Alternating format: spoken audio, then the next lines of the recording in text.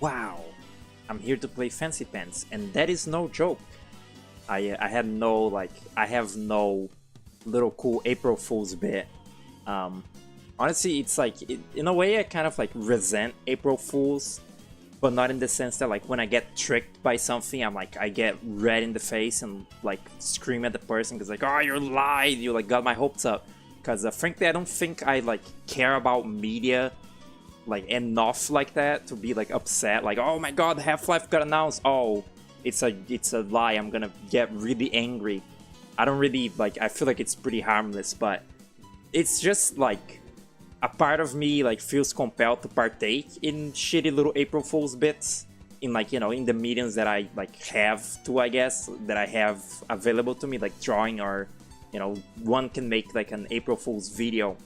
But I have no ideas. I have literally no creative ideas for these, and like something that I would think would be like funny if I had, well, if I had something planned, I would do it, but I don't, and like I wouldn't want to force it. So in a way, it's like, what if it just didn't exist? What if April Fools just didn't exist?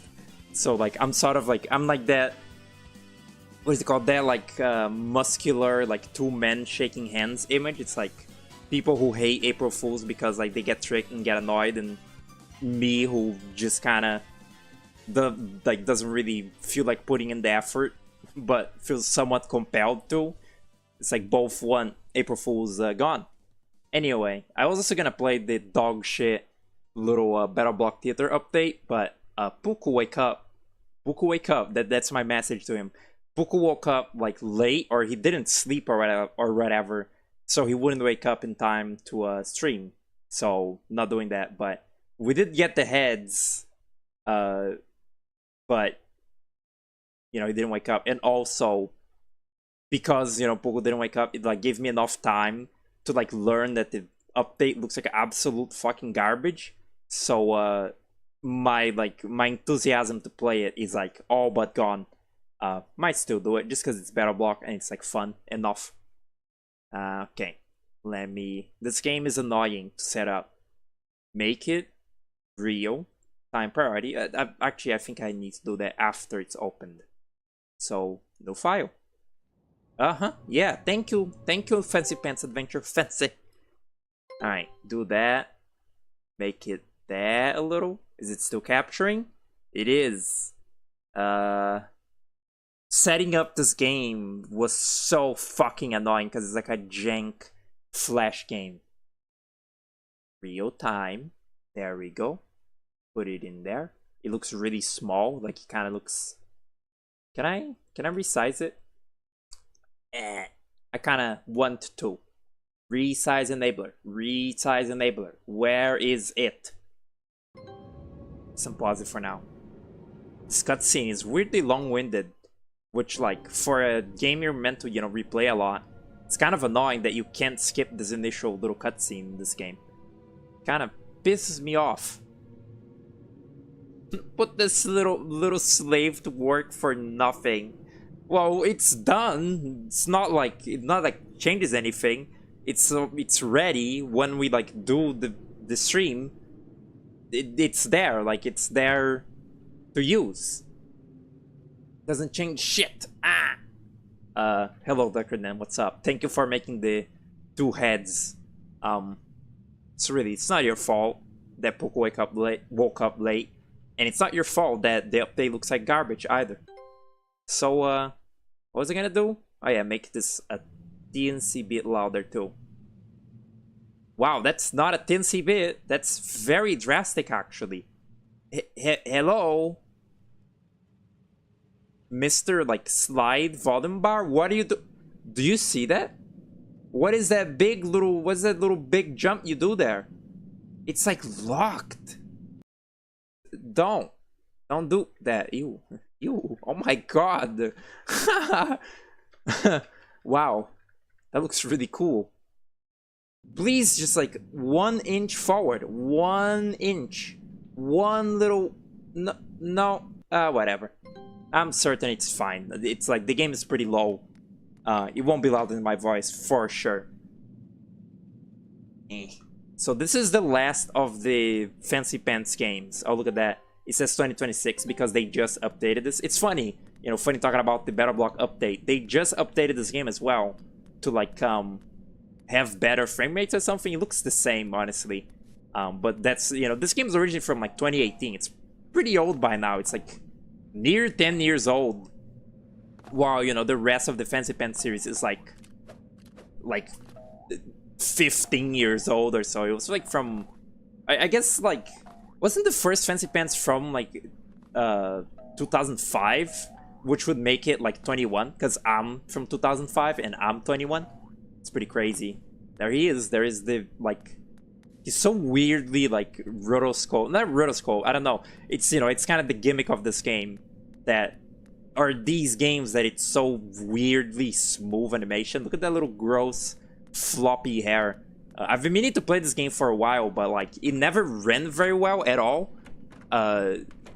So like I didn't do it. So, but now I assume that with this update, maybe it'll run like a little bit better, like a mild amount, like more, less bad, and that's good enough for me. I've replayed this game recently, but any excuse to replay is fun, and I always wanted to do it on stream, because nobody fucking knows this game exists, and I actually enjoy it, so, you know, give it some attention, I guess.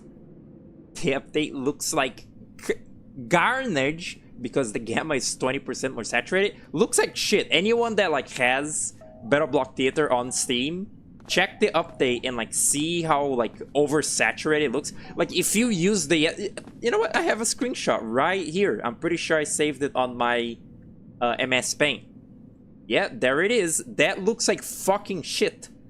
And like it doesn't look that much better on my gameplay levels. From the second that I tested out the update, I was like, the acid bubble looks really bright. Like it looks really saturated. The original game is like a little bit desaturated. It's like a little bit washed out.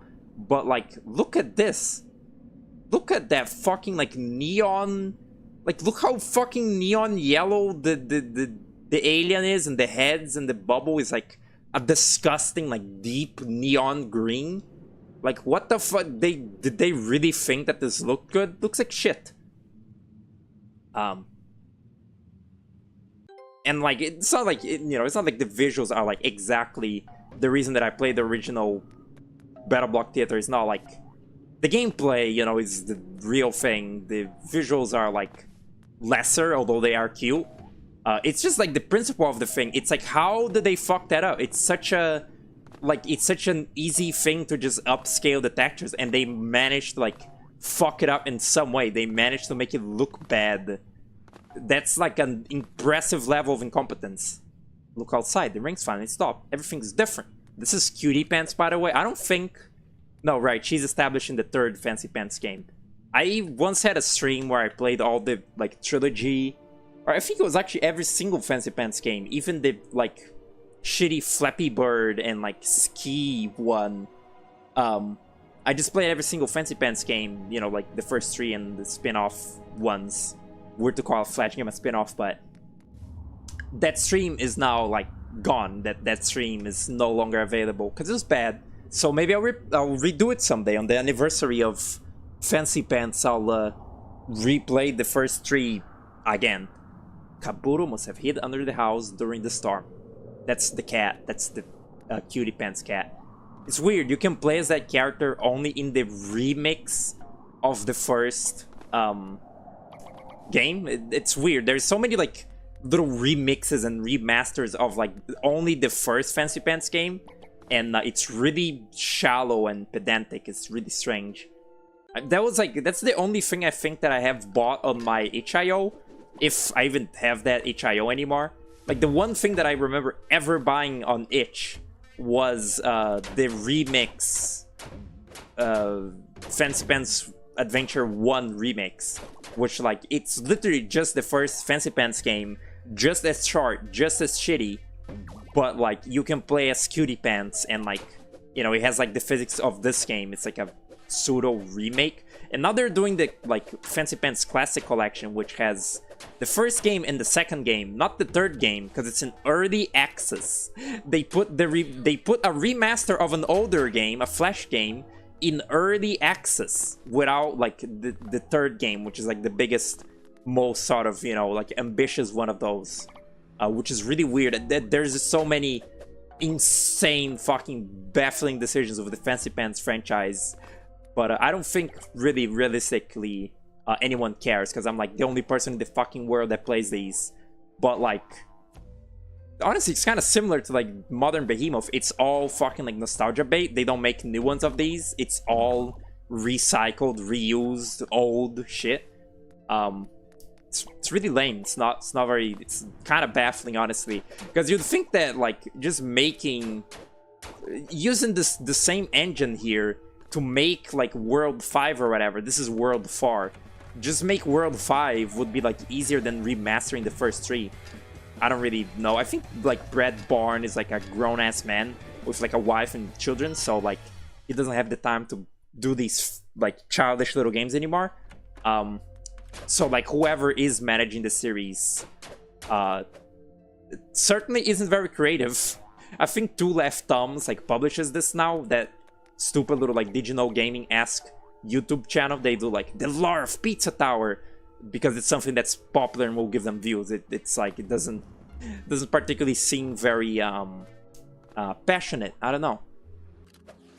The person watching this will hyperventilate over the acid bubble. They don't have to. I'm the one hyperventilating over the acid bubble. I just want to like exemplify my point that it looks like absolute fucking shit. I know that like everyone else has like awful taste and like won't care. It doesn't really matter to me. Is the music the audio good? This first like level has really like quiet ambient music, so like I can't even hear it. The game is at like 2 volume. But does it sound audible on stream? Can you hear the music and the sound effects? Certainly, at least the sound effects you can hear. Let me check the mixer. Looks really low, but I kind of want to raise it out of fear of it being like loud instead. Again, this game was very annoying to set up. I wonder if it's because this is on Flash, you know. Like this is not just a Flash game because it looks like Flash. It is a Flash game. Like not just the art assets are made on Flash. It is running on Flash like player or whatever. It's like a modified, I believe a modified version of Flash player, but it's still a Flash game, which is kind of impressive that it doesn't, you know, feel like shit like usually Flash games do. Even Fancy Pants Adventure 3 Fancy Pants Adventure 3 kind of controlled a little stinky. This one controls kind of like perfectly. It's like as long as you know the limitations of the physics, it kind of works exactly like how we expect, which is a sort of the big selling point of this game and franchise. The first 2 Fancy Pants games aren't really like that, but the third one is like, even though it's still a little janky, it's like anything that you think the Fancy Pants man can do, he can do, and it feels really good. Like, the series may not have, the most fantastic, like, art or, like, aesthetic, but the gameplay in them is, like, really, really good. Like, it's maybe, like, one of the coolest platformers I've played. It just gets a lot of points detracted from, specifically this 4th game looking like this. It's kind of hard to describe if you're not already really into the other Fancy Pants games, but this one has a kind of a different aesthetic for, like, the level assets, the design of the world, the visuals, and it's weird to say the character design because they're all little stickmen or like these little spiders and shit. But this game is a lot more boring, like in every regard, visually and like in charm than Fancy Pants 3, and even 2 maybe. This game, like it's sort of like, I don't know, the backgrounds in it all look really plain. The levels themselves are kind of basic. I guess the pirate level is pretty cool. The rest of them are kind of like, this is just a blue cave, which is there's a level in 3 that's just like a dark cave. But this one doesn't really have like a quirk to it. Like, at least that one was like a pirate cave. This is just the starting cave. Then you go to like, they call it Squiggleville, but it doesn't really look like Squiggleville from, 3 and such. The Pirate Forest, it's like, it doesn't really... It's just a forest. Like, at least Fancy Pants 3, you know, like, every area had, like, weird little NPCs and, like, dumb little, like, background gags. Like, in the... I think it's in Fancy Pants 2, there's, like, the Bat Cave or whatever, or, like, there's the cave, and there's a spider in the background that's, like, dressed like Batman, and it's the Spider Bat Cave, which is, you know, really, like, taco waffle humor, but it's something. This game really doesn't have much of anything but the gameplay. In a way, it's kind of like it's like this is the Rayman origins of this franchise. Not really. It's good though. Like, the gameplay is really good. Like, that said, the gameplay in this one makes up for like the otherwise very neglectable like lack of, I guess, like charm. And it's not completely charmless either. I honestly kind of like that this game is a little bit wistful compared to the other Fancy Pants games. Like, the little, like, the setup for the, like, quote-unquote plot of this game is that the world got washed out by, like, thinner. It's like fucking Epic Mickey. Like, the world got washed out because it's, you know, it's like a sketchbook, and it got washed out by, you know, like, ink remover. And so, like, everything is sort of destroyed and desolate and, like, sort of, like, apocalyptic, for the lack of a better word. Wow, he looks really gay now. Everything is sort of like apocalyptic, and like there's a lot of NPCs that are like, I lost my house to the flood, and it's sort of like, it's, you know, it's not really, it's like SpongeBob roller coaster gif, but compared to how stupid the plot of the other Fancy Pants games are, this one is sort of like wistful, and I feel like that somewhat like fits, because this one came out a long time after the original trilogy, and like it's kind of, you know, like the people that played the originals like grew up, so like this little world that like we've grown attached to has like become washed out, and like only little few remnants of it remain. That's really looking very deep into it. I think they were just looking for an excuse to like make it, look at his little face. They're looking for an excuse to just like overhaul like the world and like maybe make it more simple. So they have this like plot line that like the world got washed out and sort of reset into a more primal, shitty form. Because, like, again, they were, like, a little more detailed in Fancy Pants 3. Hello, Sadie. Hello, Alua. Welcome to the stream. What's up? How's the audio? That song that just played there, that they've, you know, they're, like, floodless stages. This is disgusting. They're, like, the floodless stage music there, you know, it was, like, louder than the Scave music. Did it sound good? Did it sound too loud? Did it sound too low? Give me some feedback from, you know, that little like rock song that I just played.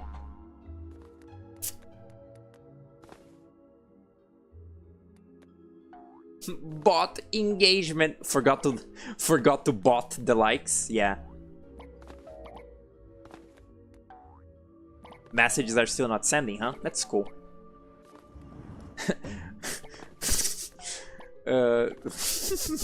Two things. Lua, why is your Discord status I'm gay? Question mark. What is that? Is that your like April Fool's bit? A second, Sadie. I think I saw, like, I assume it's your April Fool's bit on Twitter. You're the fish from Nuclear Throne. Like, you're the gurgling fish from, I think it's Nuclear Throne, right? And like you're just like live tweeting as the fish. That's really cool. That's a good bit. Better than like what I could come up with. Sounds alright. Yeah, this song, you know, it's gonna be louder than like the rest. Yeah, just tell me if it's loud. It's one thing of this game, you know, it's sort of like been a tradition in the series that at least you unlock new pants colors, you know. In this game they have pattern pants colors, which is like, ooh, fancy pants. They also have the, you know, the hats in this game specifically, but in a way, you know, it's like, it's cute that like you unlock actual cosmetic like things you can use for like beating challenges, but it makes it so annoying like that you're always collecting, you know, like shitty looking new patterns, when like I just prefer the look of the vanilla Fancy Pants man. Maybe, you know, the edgy palettes and such. Like you're constantly equipping new hats and new shitty pants at all times in this game, and it kind of gets annoying having to like go and unequip them, the ones that look really bad. It's kind of like a flawed system. They're also, I forgot, for the anniversary of the series, they did the update for this game that like gives you more frame rates or whatever. But they're also in like 2027 or something. They're like making a new version of Super Fancy Pants Adventure. Or no, they're doing a new version of the Fancy Pants like collection, like the first 3 Fancy Pants, but you can play it in multiplayer, which is really weird because like again there's the Fancy Pants Classic Collection, and I think they're essentially repackaging the Classic Collection again, but there is like multiplayer, like online multiplayer built in, which is really fucking weird. Like I thought that the multiplayer was for this game, like they were doing like a multiplayer update for this game, but it's actually like for the classic games. That's really weird. Hello, what's up? Welcome. You wanted to do it for 2 years, but you've been cowardly. It's not that good, but it's fish from Nucleatron, so it rocks. Pretty cool, pretty cool.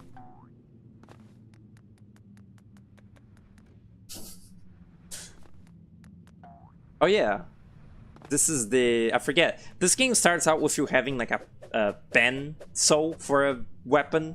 That's the pencil that Fancy Pants unlocked in you know, the third game, Fancy Pants 3? Yeah, 3. And also, I guess if you're going by the weird fucking remakes, that's the pencil he gets in Fancy Pants Adventure 1 Remix. But in this game, it immediately gets replaced by an ink pen, which is kind of the gimmick of this game. I gotta do something? Okay. What a cool, nonchalant character. It truly, like, the Fancy Pants man is like, this is like a proof of like, or this is like a thesis in how much can you not give a character personality while also still having a sort of very defined personality for them. Because like the Fancy Pants man has no dialogue, no like, really no bits of character besides being a silent protagonist, and yet like you can really tell like what he's supposed to be. He's like a laid back like guy. Like it's sort of, you know, I think in the second game he like does a Zelda reference by like lifting an item above his head. So like, you know, it's still pretty generic like archetype. He's just a chill fucking like gamer. But I don't know, he's a very charming character. I've like sort of tried like studying this in my own mind. Like how can this little shitty stick man who only has like fancy pants be like actually cool and cold? I think it's just like the hair and the pants are just like too fucking iconic, and the very smooth movement kind of makes him stand out from like other video game like characters, and like, you know, how they like present and like move around. I don't know, something like make a video essay about it. The simple, the complex simpleness of the Fancy Pants man. I don't know. The song rocks, by the way. It plays for very little in the game. It's like when you get the ink. This is also a gimmick from this game only. The ink surfing or the pen surfing. It's pretty fun, and you know the way you can draw stuff is pretty badass. I wonder if you just keep going, eventually the game starts like lagging really bad. If you just keep drawing forever, I wonder if they have some sort of failsafe against it. But like, I feel like for Flash game, this is kind of impressive, no? Like, how did they program? I guess it's like their little dots that get, you know, placed down as you're inking around. Like, how did they make it so it tracks your movement like that? It's like real drawing physics. I guess in the same way that any drawing software would do it, huh? Probably. Hello, my guy. Welcome to the stream. Wally. Why is it 1957? Why is it Wally 1957? Is that like a pertinent date to Wally? Is that, I don't, am I a fake Dilbert fan? Perhaps? Excuse me. This is a really shitty secret. Like really cruel. I remember like when I was 100% in this game, this one I could not figure out. I think it is one. I really thought so, because this is like the way out. It kind of has to be. Rip. Yesterday I played Temple 32X again. I've replayed the game like 3 times now overall. It was like on VC. I just like played all of Temple, and now I got Super Tempo. I already had Super Tempo set up, but now I managed to make it like nearest neighbor, like scaling. Like before Medina Fan, I only had it like with, you know, like gross texture filtering, which makes it look disgusting. It's like, you know, bad like emulator like interpolation. I managed to make it pixel perfect now, so when I play Super Tempo, it'll look better than when Cybershell streamed that game, because it'll be pixel perfect, pixel. So that's pretty cool. I'm really excited for that game. I don't know what happened. Like the first time I played Tempo, I was like, oh, yeah, this is cute. It's kind of mediocre, but like there's something very enchanting about that game. Like having replayed it multiple times now, it's really jank and like controls really bad. Which is funny because it's on purpose. There's a power-up in that game that makes you control pretty damn well. They just choose to make Tempo really sluggish and bad. I guess to make like it like more challenging. But even with the dog shit controls, the awful boss fights, and just the general dinkiness, there's something really fun about that game, and like the aesthetic and the music, and even the jank of the controls. Like the weird way that you like do the long jump in that game. It's really convoluted and strange, but like I kind of like it. Like it's sort of interesting. Like it's kind of like Jet Set Radio 1. Like there is a merit, or you know, Jet Set Radio 1 in future. There is like a merit to a game that controls like shit when you learn how to do it. Even though I haven't learned how to play Tempo yet. At least the first Tempo. Super Tempo actually looks to control significantly better than the first one, which is exciting. I kind of didn't like the music the first time I was playing Tempo, but now I downloaded all the songs for like processing to later put on my Winamp, because they're cute, they're fun. It's when Scott Adams was born, I see.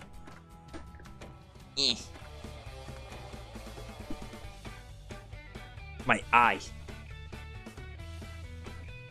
Actually, like, I have a strange headache coming on. That's not good. I feel like... Feels like the start of a cold, a little bit. I hope not. I don't know. This game is like, whoa, this game is pretty damn short. It's a lot shorter than, well, maybe not a lot shorter. It's like around the same length, but it feels shorter and like less substantial than Fancy Pants Adventure 3 did. I think it's because Fancy Pants 3 had a more clear like adventure for you to go through, while this game is kind of like go from level to level. It's like go from, you know, point A to point B, like go from this level to that level. At least 3 felt like there were like events in the story to an extent, like the pirate invade or the ninja invasion, the pirate kidnapping and all that. This game is a lot more plain in like that regard, and I don't know, it just feels shorter. Can I go back? It feels shorter than the other one. Hey Lady, what you doing? Lady. Oh, that's your house? Lucky, I think it's the only one that didn't wash out. This is my kitty, and my brother somewhere, he's so slow. Hi kitty. Anyway, you and your brother should come to the camp the bear set up. Yay, s'mores. No, no. The king's royal bathtub flipped over during the rain. It's so large, the Squigglevillians are using it for shelter. This looks like nothing like Squiggleville, by the way. Like, not even a little bit. Again, I guess the point is that it got washed out into being unrecognizable, but it's still strange. No more stinky pirates. Very cool. It's really cool that this game is still written like it is 2005.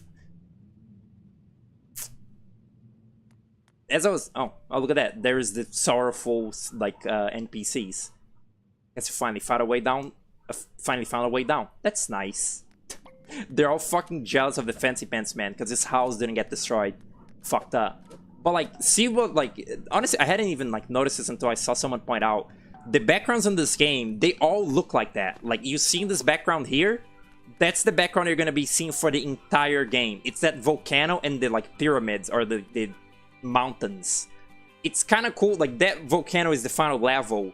It gets closer and closer the more you're like near the end of the game. But that means that this game has no unique backgrounds whatsoever. Like, that is the only one in the game.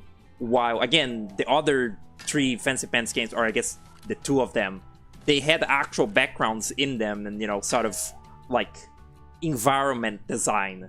Even if it was very dinky. The devs know what they were doing with this character. The stick lady? Yeah. See what I'm talking about? See what I'm fucking talking about? Excuse me. Huh? Okay. This guy playing a Game Boy?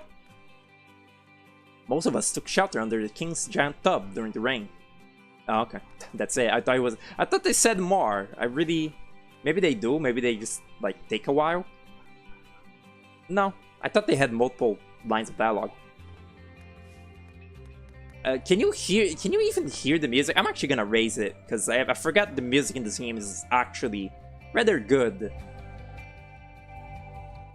The first time that I was playing this game, it was kind of like it's, you know, it's kind of silly because I'm really not that old, but like it was like a wave of nostalgia when this song does the like inverted like sound effect like part of it.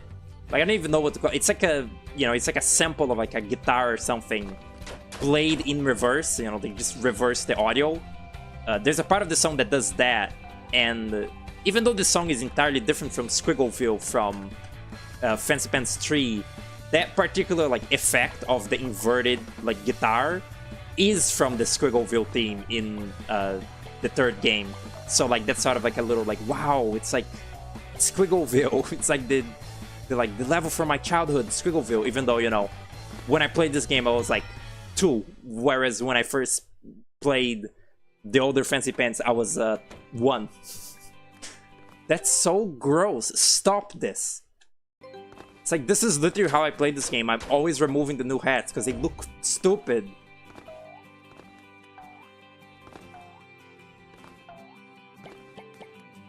I really was like, I was at least expecting the the Battle Block update to like uncompress the music in any meaningful way. Like apparently they did do it. They added more like bitrate or whatever, audio bitrate to the music. But it still all sounds like it's coming from a fucking walkie-talkie. So like, what's the fucking point? What's even the point of like remastering anything if it's not actually really remastered?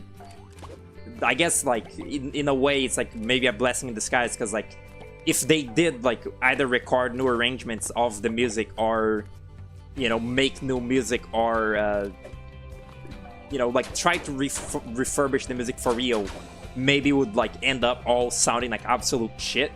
But like the Vault song in that game and like the 7th chapter, they still sound just as muffled and like compressed and like bad as they did all those years ago. Which is funny, I was trying to roll back, I was trying to downgrade the game back to like a previous version, you know, Battle Block on Steam, to see, to make a comparison of the visuals. I couldn't do it for some reason, but it did lead me to find out that the last time the game was updated was in 2015. Like the last time that game got any amount of like any patch whatsoever, it was in 2015, which is like, we released in like 2011, right? So a long time. It's like essentially the idea. Pretty crazy. And it's really, really grim, really fucking scary. In the patch notes for the update, you know, for the Battle Block update, they say like, and this is only like one, what is it? This is only one small step for the future of the theater, which like that implies that they're intending on doing another shitty sequel, this time to Battle Block Theater. Like, you know, the same way that Alien Hominid Invasion is a shitty sequel to Alien Hominid. They're like gonna like milk Battle Block more because it's, you know, they're like second most popular game, first being Castle Crashers. Really, really bad prospect. That's not a good sign. I like my hat. Oh, you like my hat, I know. Why is that such a small text box? I'm glad the rain has finally stopped. What good is a wonderful hat if you're stuck inside? Very cool dialogue. Very cool. It's like these little fucking civilians were not a thing in Fancy Pants 3, and like they're not a thing in the rest of this game either. They're just in like this first level, and they're all really mopey and sad, you know, because their houses got destroyed. And I don't know, there's just a weird, it's like kind of weird and unfitting to me, but also mildly interesting that this game starts out and sort of maintains this, like, again, sorrowful tone sorrowful, because it's fucking Fancy Pants. Like, these games, the plot of the second game was about like getting your ice cream back from a big rabbit, and the third game it was like saving your princess from like low random wacky pirates. It's like very tonally different.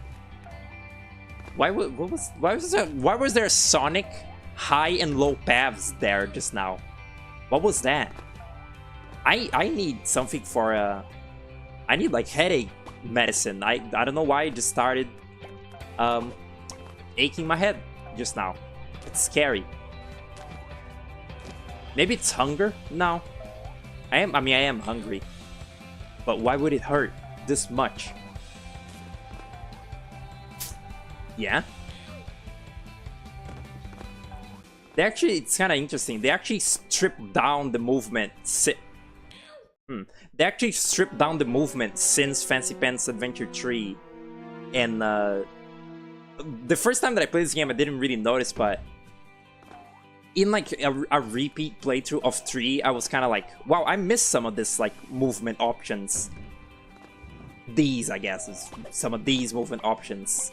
Like, they simplified the wall jumping in this game to be only like one direction. Like, anytime that you wall jump, it'll always be the same distance covered, no variation to it whatsoever, no matter like what directions you like press. In Fancy Pants 3, they had like this weird little specialized system that you didn't really use very much, but that was kind of fun to do, where if you like held up as you like wall jumped, you would like jump a little upper, or like if you held outward, you would like jump farther horizontally, or if you went down, you would, I don't know, jump down. I don't quite remember. It was like weirdly like, oh good, it was like weirdly sort of, again, like specialized and complex, and it's completely gone in this game. They said in the tutorial, when you wall jump, it just goes one direction, much simpler. It's like, you know, it's sort of like, I guess, streamlined, but I don't know, something about it, like something about the like ability to do that in the old game, I kind of appreciate. It's kind of like half the fucking movement in Mario 64 you're never gonna use. Like, when the fuck are you gonna do that little slidey kick thing in Mario 64? Never. It's completely fucking superfluous and useless. It was just, you know, the game designers at the time being like, wow, look at all these like different moves that like Mario can do in 3D now. That's all that it is. And you know, in Fancy Pants 3 sort of like comes off a similar way. It's like, oh, this is like like, look at all these crazy moves you can do in this Flash game. You can wall jump in like 5 different ways and, you know, do shit. It's like superfluous, but like kind of neat. Also, I never realized it actually prompts you to say something. It says, "You okay?" I guess this is technically like lines of dialogue from the Fancy Pants man. Yeah, sure. Everything is just, you know, once the rain cleared, everything I knew was just gone. No, I'll be fine. I'll head over to the tub soon, like everyone else. Just like, what are we going to do now, you know? It's so sad, it's so mopey. It comes off like Brett Barnes like grew up too much. And it's like the end is nigh. It's like Brett Barnes' end is nigh. It comes off like he was tired of making the Fancy Pants games by this one, and that he's just like kind of like mopey and sorrowful making it. So he just made the story like about, you know, like destruction, and every little NPC is sad. It's, you know, it comes off the same way as like that Gish in End is Night, you know, talking directly to Edmund Macmillan and saying like, man, you changed. You used to make poop jokes. Now you're all like sorrowful and stuff, which is, you know, really cringe and stupid, but I kind of like it. It comes off that exact same way. Jesus Christ. It comes off that exact same way in this game. It's kind of weird and unfitting, because it also still has the same little brand of low random humor, like sprinkled in with the weird mopey aspect. Strange. Also, these little enemies that we're seeing, the ninjas and the spiders, enjoy them while you can, because as soon as you beat the first 2 worlds in this game, every single enemy becomes like a generic little ink blot, and it's kind of like boring as shit. I remember also, there was like a reveal of I think all the Fancy Pants games that I watched a while ago, and by a while ago, I really mean it, like maybe 7 years ago, you know, it was like of the first 3 and this one. And they point out, like, you know, some of these things, like the backgrounds being boring and the enemies being boring. Like, these little enemies, you know, are really not spectacular either.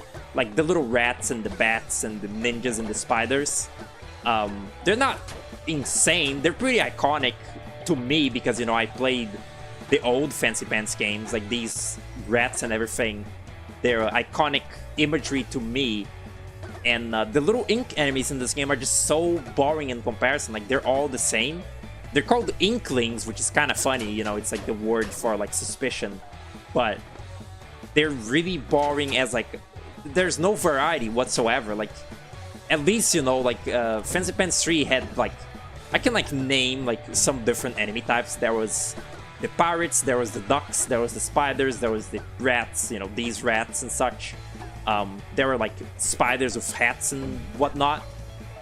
This game just, like, again, it cuts back on, like, every regard of, like, individuality of the series. Like, it's just lacking individuality. Like, that's precisely it. It's just a lot less sort of unique than the other Fancy Pants games, which, you know, one might argue that the other Fancy Pants games aren't that unique. Puko is one person that I actually personally know that was like, that, you know, has said multiple times, like, these games look like shit, why do you like this? The answer is that, you know, I grew up with these, but I think they're kind of cute in, like, a, you know, old shitty flash art kind of sense. It's like they're very rough and, like, crude. They're kind of charming in being so, you know, like, crudely, like, made. And this one, it feels less crudely made. Like, I guess it's like the colors and everything are more pleasant, but it's a lot less, like, interesting in, like, many regards, which is kind of unfortunate because this is, like, the best controlling one. And it's said to me too that, like, most people will probably even, like, most people probably don't even know that this is a multiple game franchise.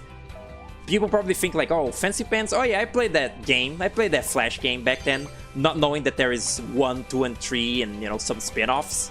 And there's a thing on my arm, there's a bug. A lot of people, like, see this game on Steam and would just be like, wow, they put Fancy Pants on Steam? I remember that Flash game. When this is, like, an entirely unique, like, 4th entry in the series that has entirely, you know, like, has unique gameplay to the others and, like, is quite fun and quite a lot better than, you know, the original Fancy Pants, at least the first 2. And it's just sad that the best one of these is, like, you know, it's not really, like, anyone's fault. It's just, like, you know, Flash games, like, dwindled away. This game took very long to come out because, you know, I guess games are hard to make. And it just all culminated that the one, I would kind of argue this is the best one in the franchise, even if 3 is my personal favorite.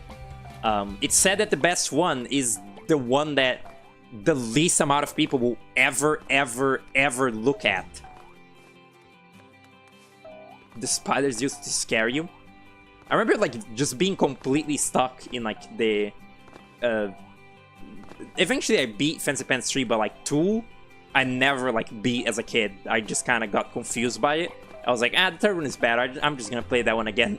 But I also just kind of, like, wandered around and aimlessly in Squiggleville for, like, a long-ass time as a kid, playing the third one, and having a fucking great time, because the music was good, and it was cute, and it satiated my little baby brain, like, my little baby brain's desire for, like, a game that doesn't control badly.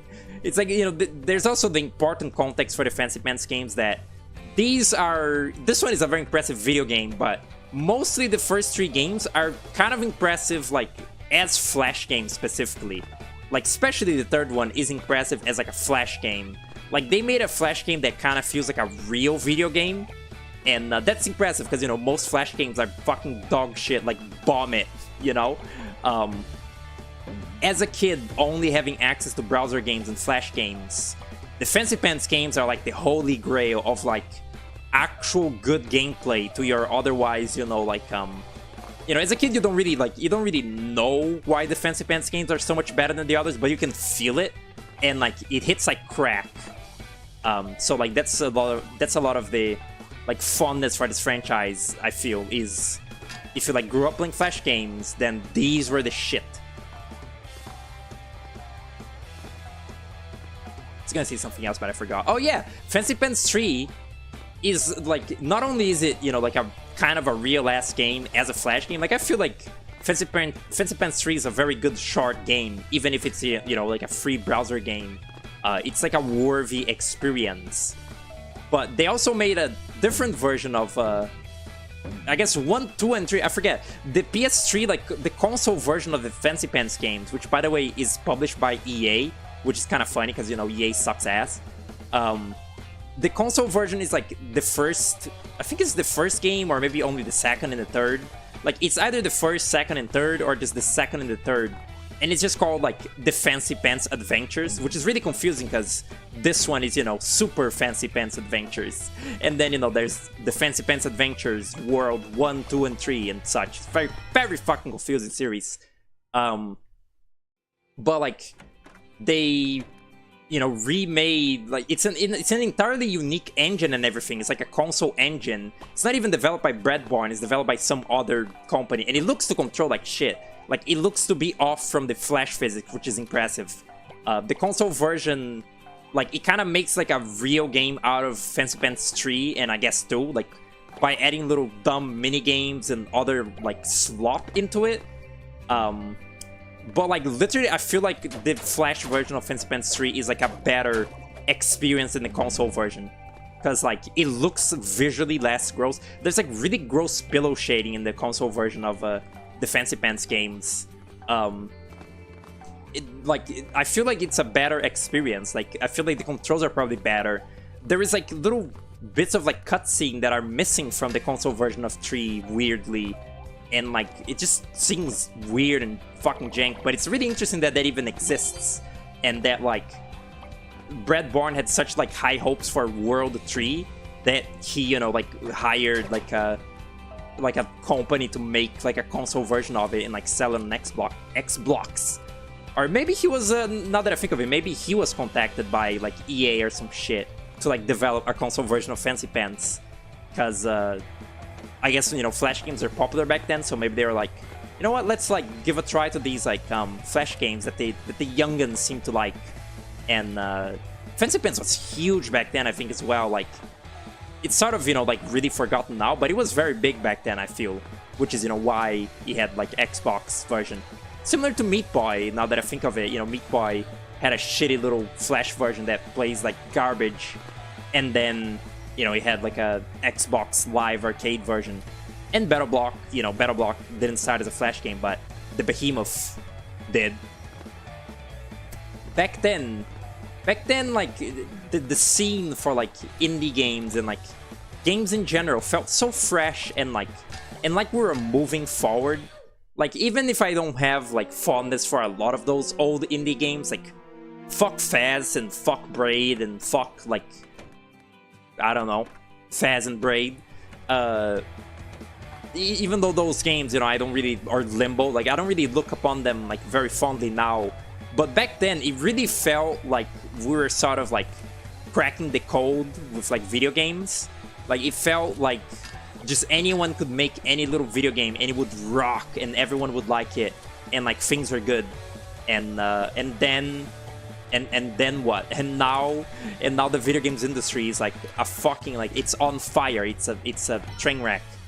Very sad. He looks like a gay cowboy now. Yeah, this game controls like better than like many platformers that I've played that are not Flash. Like, again, this is Flash engine. Don't forget that. It's a modern, it's a more modern, like 2018 Flash game, and it's probably like a modified version of Flash. But I'm pretty sure it is a Flash game. I could be wrong, I guess, but I think it is. In fact, this game has no console parts, because I don't think you can put a Flash game on consoles. But like, this controls better than like, this is like, it's pretty impressive, because again, this is essentially made by like one guy or two. You know, one making the music, Breadborn like programming and doing art, maybe some other people. These controls are up there to like rival like Rayman Origins, which is made by a massive fucking, you know, studio with like millions of, you know, dollars, like Ubisoft. It's pretty impressive. Like, it's just a fun game. Like, it's just fun to move around and shit. There's like some mods, excuse me, there's some mods for this game as well. Like, people have modded it and made like custom like level packs, but I never played those much because they're very jank, you know, you'd expect. It's like Mario Maker. It's like the engine is good, but the level design is lacking for you know, for to put it some way. They also usually look very dinky. What's that? Oh, okay. That's not how spikes looked in the like previous ones. But like, look at this environment. You know, it looks okay. Again, it's very flash art, but like in Fancy Pants Adventure 3, there would be like little scatter, like there's like billboards and like little decals in the levels and like just NPCs that aren't interactable and just exist in the background in Fancy Pants Adventure 3. That like all that stuff is missing from this game. It's like it's laser focused in like just kind of like, oh my god, it's like laser focused just in the gameplay part, and like almost every other aspect is like missing here. These are the Inkies, by the way. They're or Inklings. Inkies are from the Blob. It's a very generic thing as well. These are gonna be the enemies for the rest of the video game, which is unfortunate.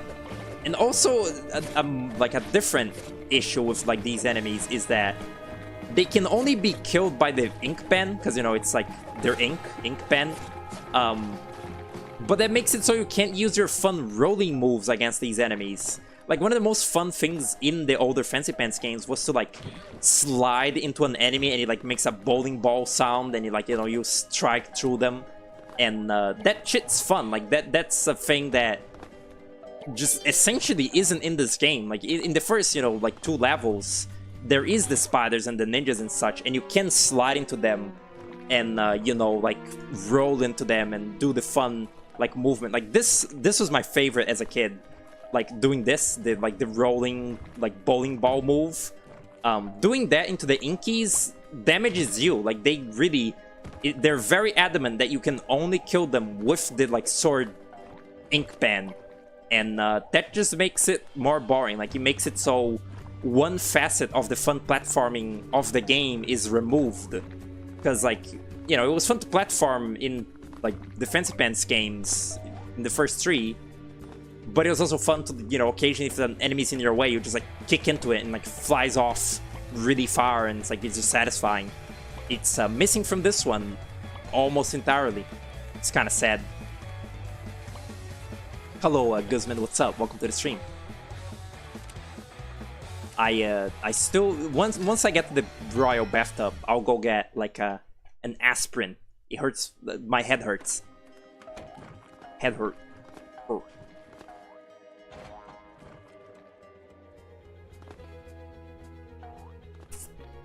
It's like, honestly, this looks a lot better than it, but these tile sets are kind of what the console version of the Fancy Pants games looked. Like, it's hard to describe. Honestly, I would kind of be interested to play those at some point if I can maybe, like, emulate PS3 or something. Because they look very... It's very uniquely strange. It's like... Technically, they should be better, like, environments and backgrounds. Like, they're technically better drawn. Or, like, better sort of detailed than the Flash version. But they look just gross. Like, they have weird pillow shading and, like, sort of... Still look really amateur. But they don't look, like, charmingly shitty and amateur. They just look shitty and amateur. It's strange. Like, they look very... Just, like, overly smudgy and gross. It's kind of unfortunate. Which is kind of unfortunate because, like... You know... Probably a lot of people play that version of the game, and it's cool that, you know, like a tiny little indie game like this could get like a console version like that. I just wish that it was like better than the Flash version. What is okay. I still can barely hear the music, except for these fucking like floodless levels, which honestly, that's another thing of this game is like a lot of the like harder platforming challenges in this game are in these floodless levels, which I just like due to Mario Sunshine, I just always call any little self-contained platforming challenge in a video game a floodless level. These levels, they're a big part of the game. Like there is like 10 of these in each world and shit. And like they feel disconnected from not only do they feel disconnected from, you know, like the environments you're in. So like some of the coolest like platforming you're doing is like unrelated to the actual areas you're in, which like just makes them even more forgettable. Not just that, but they also, I felt like they got a little repetitive. Like the first time that I was playing the game, I was kind of like, oh shit. Like I kind of was like dreading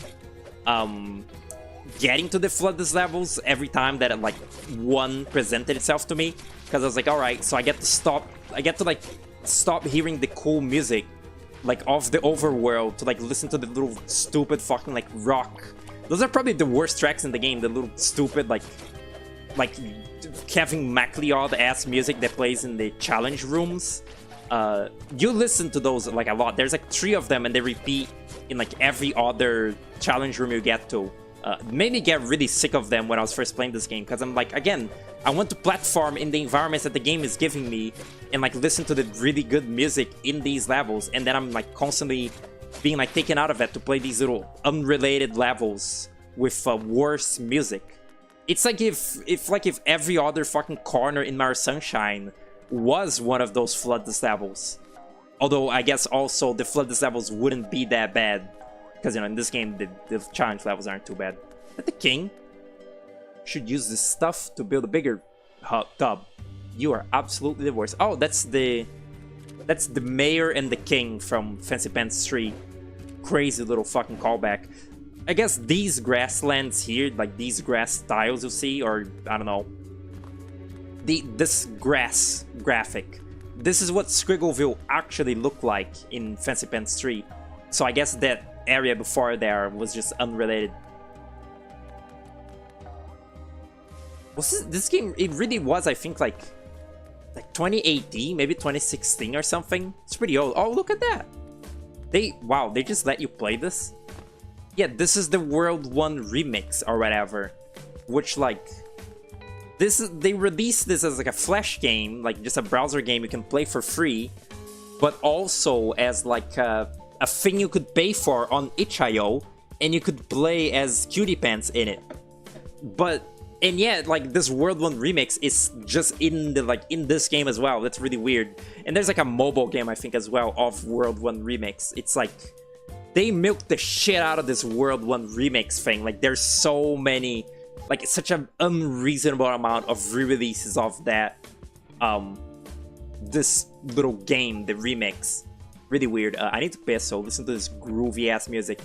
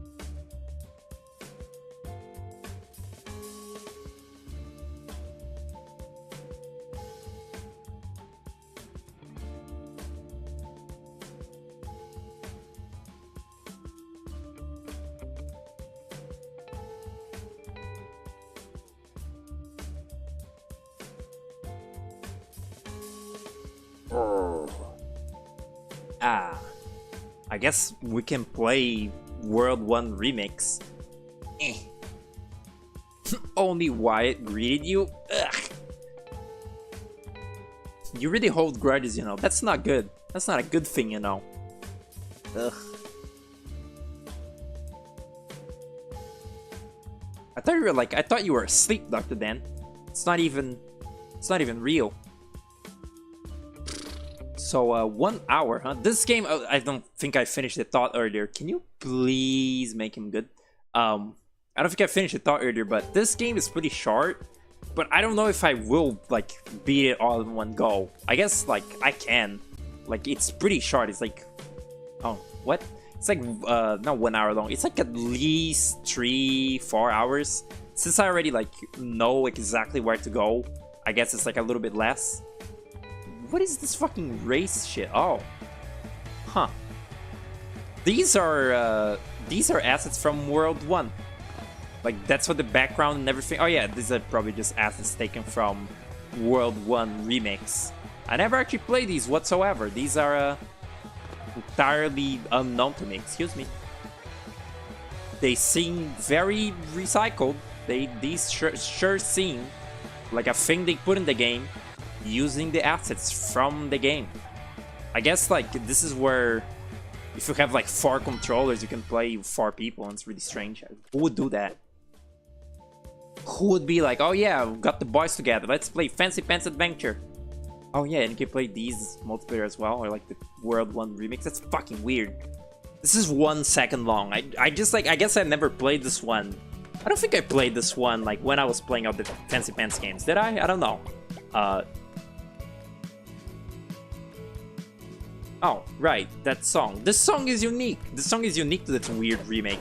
It's like the first Fancy Pants game, the very first, it was really simple. It had no sliding, no attacking, no rolling, no backflipping. I think it did have that, actually. But, like, it was an extremely basic game. And it had this exact, like, level design. Like, this is just the level design verbatim from that first game. Like, the straight line, this spring here, that door there. It's really out of context of this, like, physics engine, but that's what they did. They remade the first game in this, like, modern physics engine and, like, just re-released it 1 trillion times on mobile and on browser and on itch.io. It's just like, what the fuck? Like, why? Oh, and that guy had a hat I couldn't see. There's also, like, unlockable hats in this area that are, like, unique to it. That's a fedora. Don't do that. Don't do that, Fancy Pants man. Oh my god.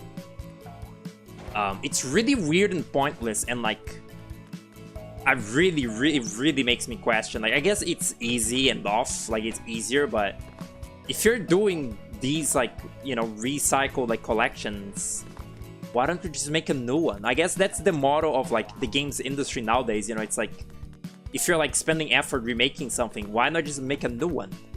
I guess it's like, it's not guaranteed that a new one will sell well, so they're, like, kind of betting on, like, nostalgia, like, people having, like, nostalgia for the older ones and, like, buying the remaster, because, like, they played it when they were 2 years old, and now they're, like, 5, and they can, like, buy things. I don't fucking know, man. Look how many squiggles I have, by the way.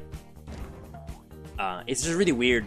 That Sushi Cat collection, we're you know, playing Sushi Cat on the Flash game stream. There is a Steam collection of Sushi Cat. I thought it would be like some sort of, like, remaster of them, but no, I'm pretty sure it's not. I'm pretty sure, oh my god, pretty sure it's verbatim the exact same, like, get me off there, get me out, excuse me. I'm pretty sure it's the exact same games. Like, they're literally just the same Flash games, just all packaged and, like, on Steam. I guess it's like a convenience thing. If you want, like, if you don't want to, you know, if you don't know about, like, Flashpoint and shit, I guess that's, like, the product for you. Oh, okay. I am intelligent, though. I have a fucking functioning brain, so I can just go to Flashpoint and play every single Sushi Cat game ever. So, I don't know about that. Oh my god. It's also, can I really not get off this stupid skateboard? This is one of the hats that has, like, an interaction to it, like this bubble hat. it leaves a trail as you like run. It's like kind of, you know, mildly unique. It's certainly more unique than, you know, like what is this hat? I never understood this. What is this? What is like that fox? They removed it. Wait, this like fox hat used to have like, it had like a weird jewel above it. Like it had like a little The Sims jewel above the like fox hat, but they removed it. Was that a bug? Was that like was that some sort of like artifact like thing that was just like in the flash file for the asset and they forgot to like remove it for like years? Scary.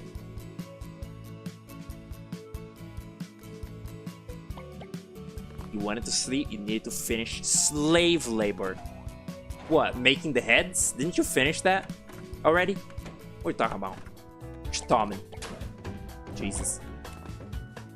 Yeah, I'm pretty sure none of this music was in the first Fancy Pants, but I would need a reminder. Like, I would need a refresher. Maybe... Do they even have music? Maybe they did. I don't know. I don't think it's like an uncompressed like version of the music in the first game. It's like entirely new music, probably. I don't know. You would buy those as a thank you to the creator that many years ago that made these games for free? I guess. I suppose. Wonder what the fuck they do now, like the Sushi Cat people. Probably more Sushi Cat, now that I think of it. But I don't know. I guess like as a, you know, as like a Brazilian, I'm really stingy. Like I really ponder like what's the point of buying this thing that I do not need to buy to like experience whatsoever. Because you know, everything is like $1 trillion in here. Like Sushi Cat, it would probably be like 30 like bucks, which is not worth it. It's probably like $10 originally or something, like $5.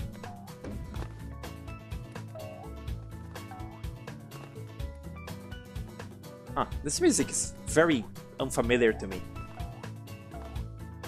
Ew, he has a top hat. Tumblr sexy man now. Oh yeah, I didn't do the thing yet.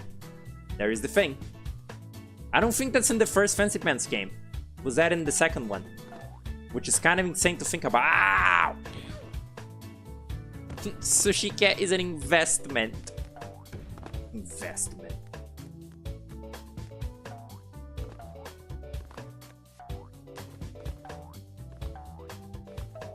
Can't afford being stingy on account of certain religious connections. This is a good song though. The composer of the Fancy Pants series composer, really fucking good. I feel like a maybe not underrated, but like a mildly, like perhaps like in the grand scheme of things, like underappreciated like aspect of these games is how good the music is. It's really good. I guess. Wait, did they not have? They have to have it. Is it here? Oh, here it is. I was gonna say, where is this? Like, where is this ink thing? It's like this dialogue is different from the original game. This box is dangerous. You should know this by now. Oh yeah, the original dialogue is like, you pick up like a pencil or something from like in the original. No, that's in remakes. You pick up the pencil from that place, which again, it's like, you know, World 1 Remix is like the canon they're going with now. But in the original game, I think like you enter this room and the text box, which is Red Barn himself. I think every single one of these games has a little bit where like Red Barn talks to you directly through text. He says like, this is a trap room. It's gonna start filling up with ink now. You better run away. Or like, I think you pick up like the double jump like potion or whatever. And the guy's like, you took my double jump, but now you've set off the trap. You've set off the trap in the room, and it's gonna fill up with lava or ink. And then you know the room fills up with ink, and you like do the little wall jump challenge. In the remakes, you get a pencil there instead, and in this version, you get nothing because it's, you know, it's like you already have the ink pen.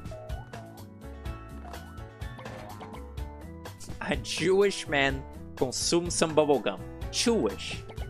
Do you get squished in this game? No, good game.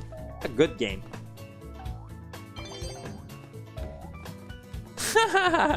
Must be allegations. Must beat Fetus. That's pretty cool. Sushi Cat is a purchase that will change your life.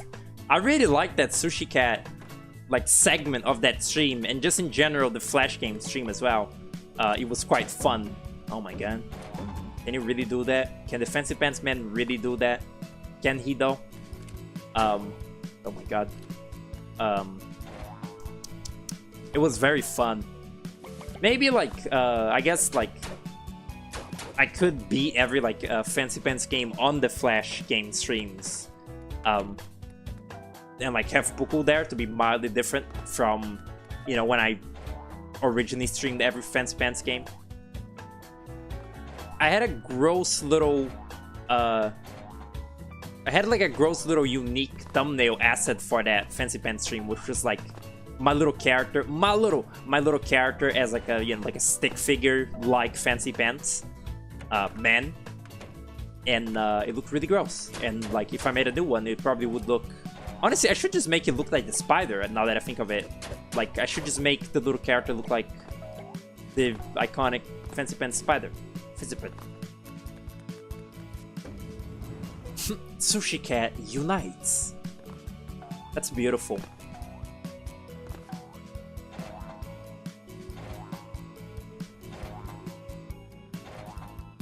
Kiss people on the street simulator?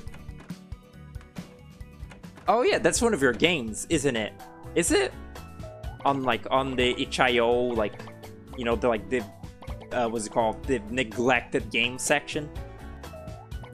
I don't know if I like said it like on the stream, Lua, but what's it called? Your little game, the prototype was cool. The Inner Circus. Sorry for like leaking, but you know, that game was already announced, so I don't think that's like a bad thing. It was quite fun. It was movement slop, but like in a good way.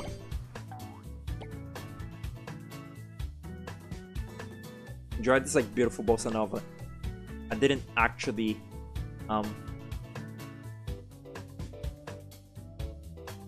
I see. I realized that I asked like about Lua's like status earlier and didn't actually look at the answer. It was like, wait, I'm goated. I see. That's cool. I just kind of forgot. Why does clicking pause the video game? Who chose on that?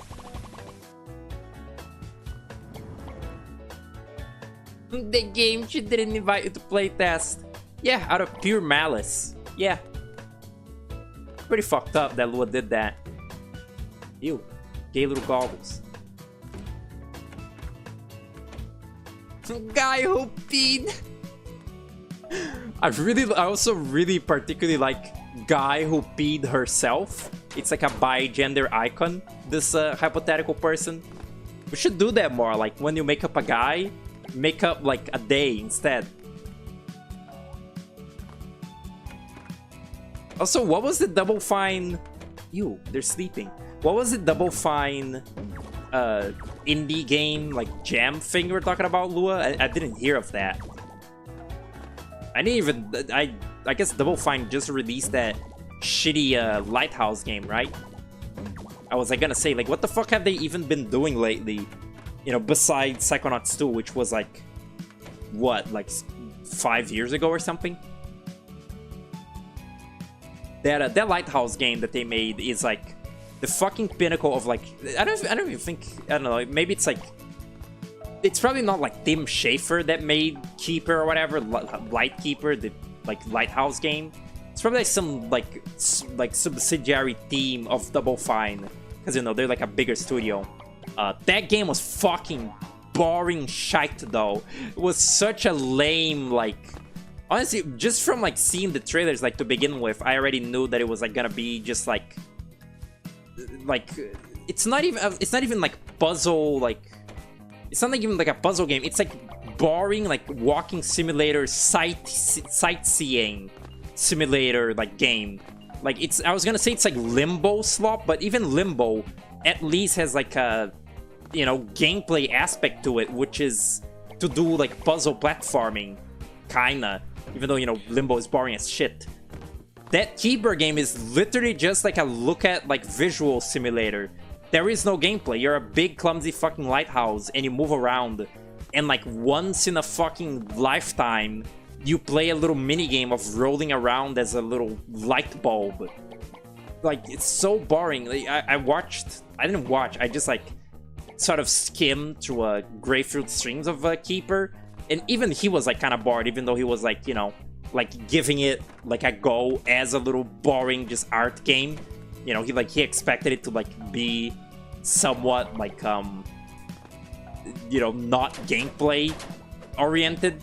But even he was like bored by like how little what is it called?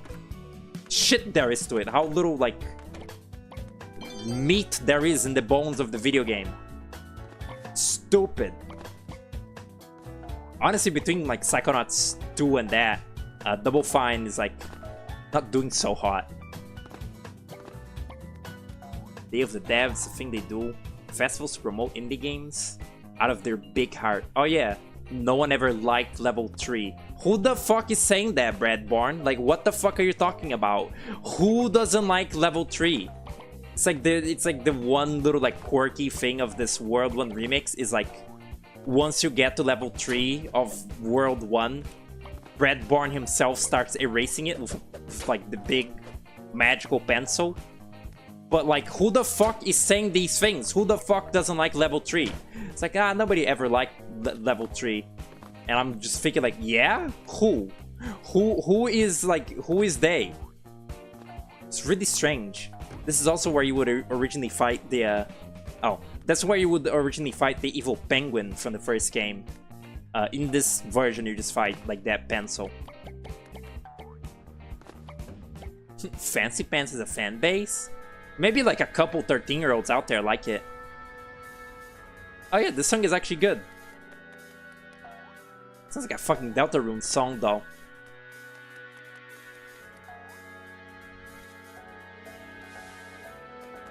Wonder if Bent Veil was inspired by Fancy Pants?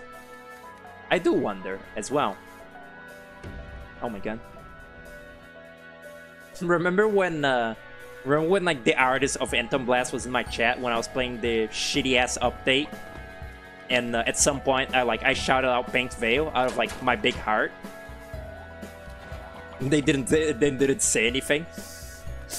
I was like asking for forgiveness, you know, for like talking shit on the game while they were in the chat.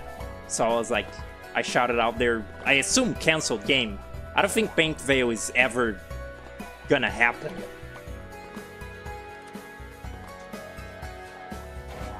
There were two other games by that person, which was Alien game. It was like a little green alien, and not Meatball the Might. That's the one that they're actually working on.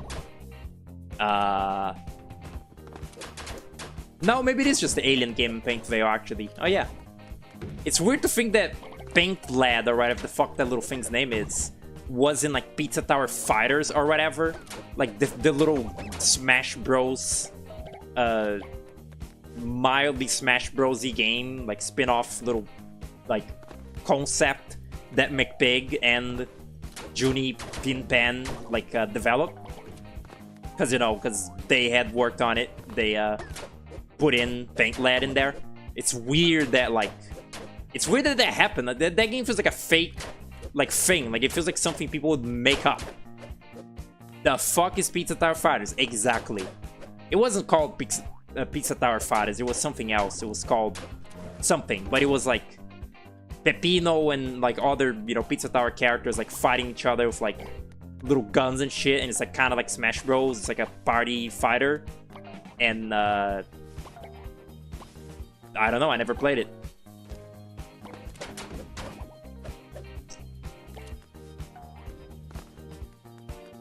Blacklisted me from everything.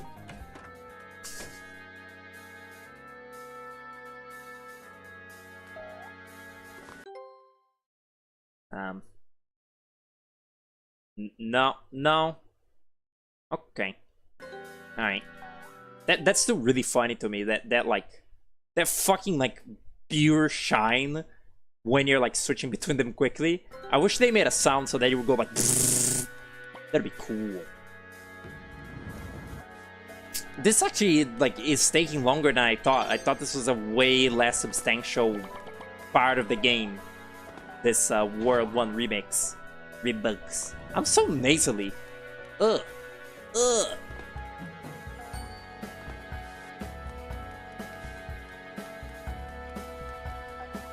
You vaguely remember it? Pizza Tower Wiki in 2020? Yeah, I know very little about it as well. I feel like it's a pretty... It would be at the like bottom of an iceberg, a Pizza Tower iceberg, because like, who the fuck knows about that? It's not like it's very anything to begin with, which is why, you know, it's probably so obscure. Obscure. Claire Obscure. Could have released Pizza Tower in a week if it wasn't for his shitty games. I mean, it is kind of funny how he would often be like making little fucking, you know, like D&D campaigns and Bjork shit and a bunch of like slop instead of making the game. Probably didn't like add up that much, you know, like development time. It's just like he did it to not get bored.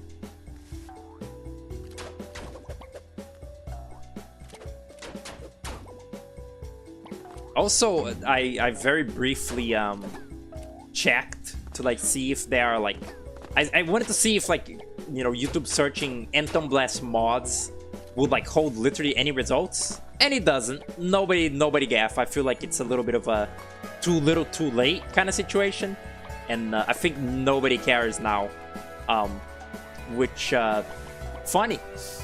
Not good, not bad, just funny. Still can't believe that they're doing a fucking Unreal Engine game. That's gonna be crazy.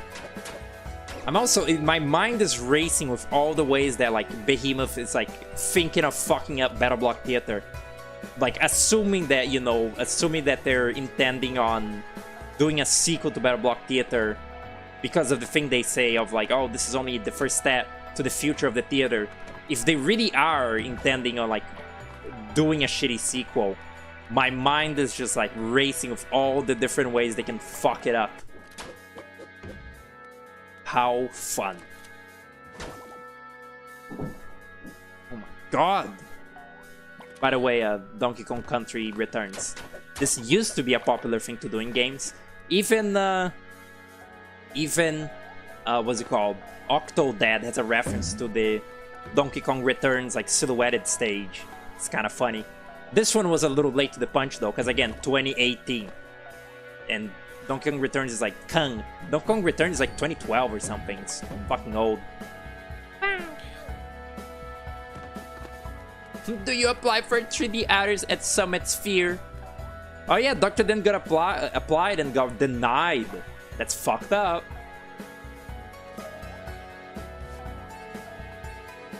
I mean, I'd go for it. You might just work on like the worst game ever made on planet Earth, but maybe you like have fun doing it and experience, and also get paid good money, maybe, probably. But also, you will be a name in the worst game ever made.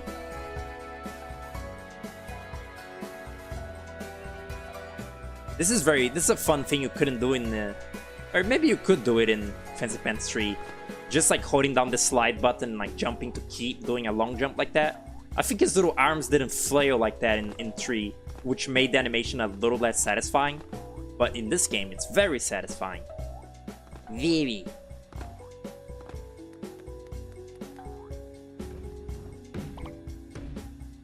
I almost did it again. It's just fun. It's just fun to roll like that. It's like Sonic. This really... It's, you know, it sounds like a joke. It sounds like a stupid, you know, making fun of someone saying this, but this really is what a fucking Sonic game should be. Like, it really should be. I think that it's like a little wrong saying that Pizza Tower is what a Sonic game should be. This is like this very controlled momentum that's still very like fluid and like fast. Like Sonic games are like kind of shit because they're way uncontrollable. I like actually controlling my character. Look, it's another particle effect based hat. That's like the flames of the Auditor in Madness Combat, which is a really it's a very similar effect to what they do in these Fancy Pants games. Like the little fiery effects they have in the Madness combat animations. They kind of look like that. They're very overly smooth, like ultra animated, like flash animation, like, you know, the movement of the Fancy Pants man and that little fire we're seeing there. But it looks very satisfying.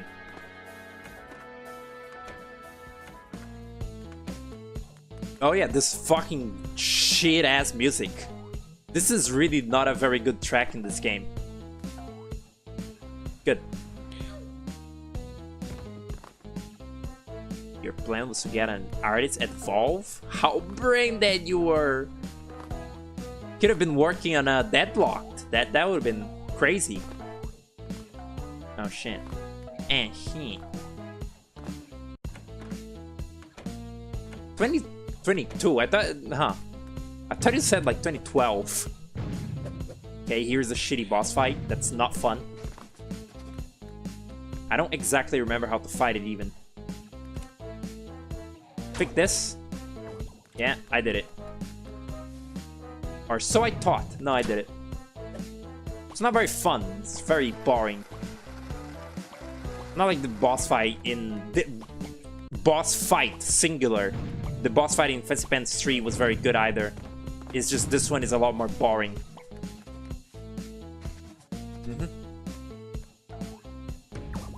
Don't touch? Okay.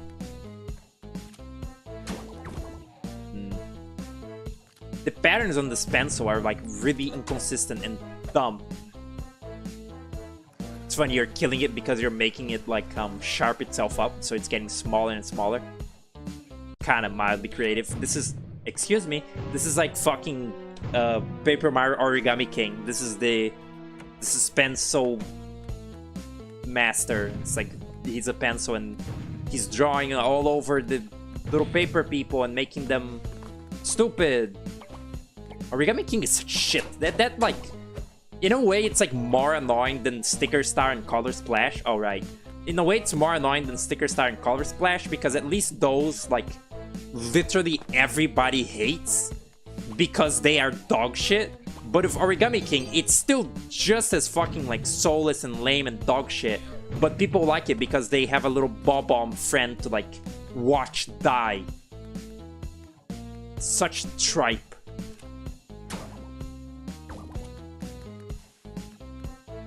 Nintendo has always, you know, been very generic with, like, you know, Mario and such, but particularly modern Nintendo is such, like, a fucking slap to the face to anybody that, like, cares about games that, like, are trying to do anything unique.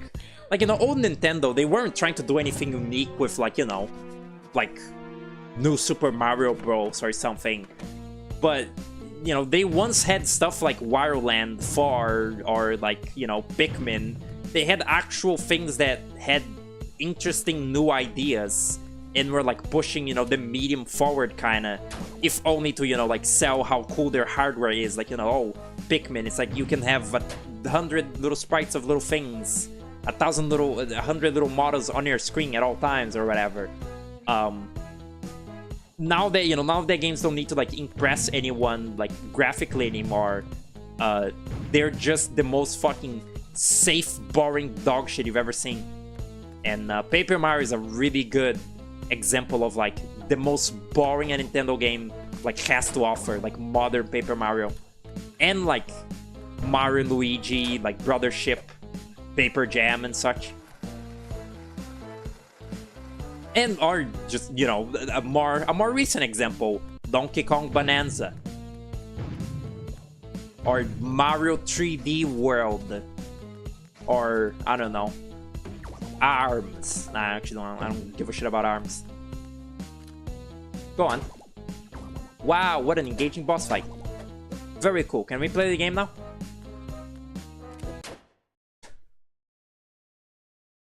Would you pay, like, money on itch.io to play this? I wouldn't. But I did. Because I was 2 years old. You draw scribbles because you're on your not giving a fuck arc? Oh, you're not talking to me, I see. Screamy Blimbo artist. Do you have an appointment? Alright. I think this is a new character. Like one of the very few new characters in this game. Actually, maybe not. Maybe he's just a pirate from the third game. Hey kid, I'm scheduled to set up shop in that giant tub over there. Can you take the elevator? Okay. Alright. It's a Wireland for 2027. Dr. Den had talked about it. That there was like something like that led people to believe there's like a modern Wireland. And I doubt that would be any good. Ice cream made it through. That's good news at least. First the rain, then the volcano. We're over capacity. We can't send anyone out until we find something that can clear out ink. Oh, okay. I think... No. Interesting that this doesn't do anything. I wonder why they bothered. I guess just to make the bathtub seem big. Huh? Scurvy Scoops. What's the evidence? Don't know. Didn't see it. Again, Dr. Den's word. That's fun. That's useless. That's very fun. I want that. And I want that. And this game is really easy, so like... What is that? Whatever. Just give me a little bit of each. I'm pretty sure the ice cream is the exact same asset as... what's it called? Fancy Pants Adventure 2. Some YouTube commenters, hence why it's whatever.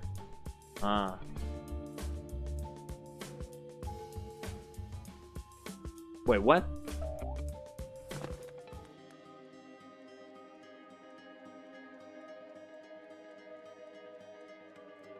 You'd buy it on itch.io charity bundle. I don't think it's in any charity bundle. Not any that I know of, at least. At least. They like have these 3 little unlockable moves in this game, like this, the down thrust, and the spin. This spin was in Fancy Pants 3, but they made it so like neutered and boring in this game. Like it was very fun in 3. Like, didn't I play that on Flash games at some point? I don't know, but like in that game you could hold up to like do the spinning, you know, like charge. Like you could do it upwards. It was kind of a little bit like a fucking homing attack. Like you could do it upwards. You could do like a charge from the ground. You could like jump like a top into the air, spinning with the sword. And guess what? It didn't really do anything. It was very superfluous. You get it at the end of that game, and you don't really use it for anything. But it was very fun. And in this game, guess what? It isn't useful either. Like doing that, no point. It's just fun, but it's like less fun than in Fancy Pants 3.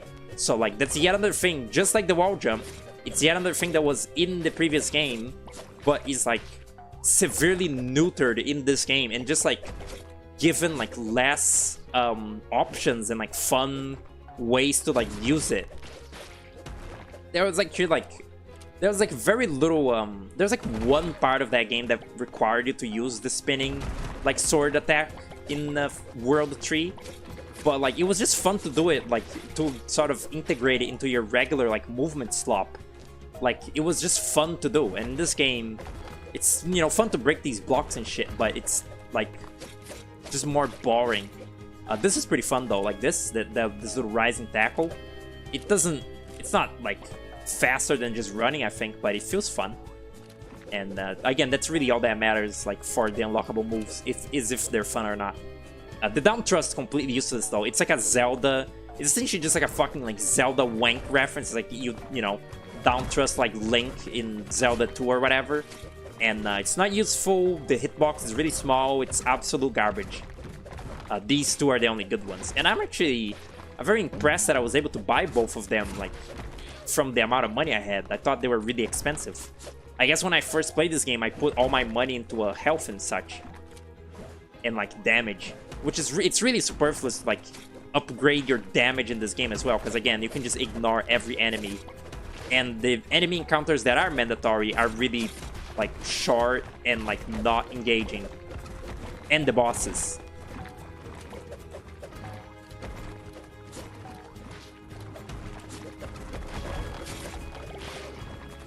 Can you two stop bickering? Ugh, what the hell? This game in general, it's also like kind of unfortunate. This game has like upgrades, like it has like a dash, it has like a gun, like it has like a little, you know, like Hollow Knight-esque invisible dash, which is kind of fun to do. But all of that is made very, very superfluous by the fact that this game is like 1 minute long. Like by the time that you unlock the final dash, you're in the final world, you're already like near the very end of the game. So like it does, you know, it's sort of like, this game is like a short pleasure, it's like short and sweet, but it sort of does feel like kind of not unfinished, but like, I don't know, insubstantial, unsatisfying. Because like by the time that you unlock all the most fun like movement options, the game is over. Oh, it's the fucking mayor from I think World 2. You're able to cut to the ink, but how? There he is. Well then, I have no idea what that is, but you look confident, in the very least. The source of ink is around here in the caves ahead. If you want to prove you can do more than rescue ice cream or startle sleeping penguins... Oh, okay. I thought there was more to that sentence, but yeah. He just, like, he literally just, like, Ian Flynn'd the World 1 and World 2 plots. In World 1, you wake up like a sleeping penguin and that's the final boss. It's law random, just like a little law random joke. And in Fancy Pants World 2, the plot is like is that you win like an ice cream from like a golfing game, and then a rabbit steals it.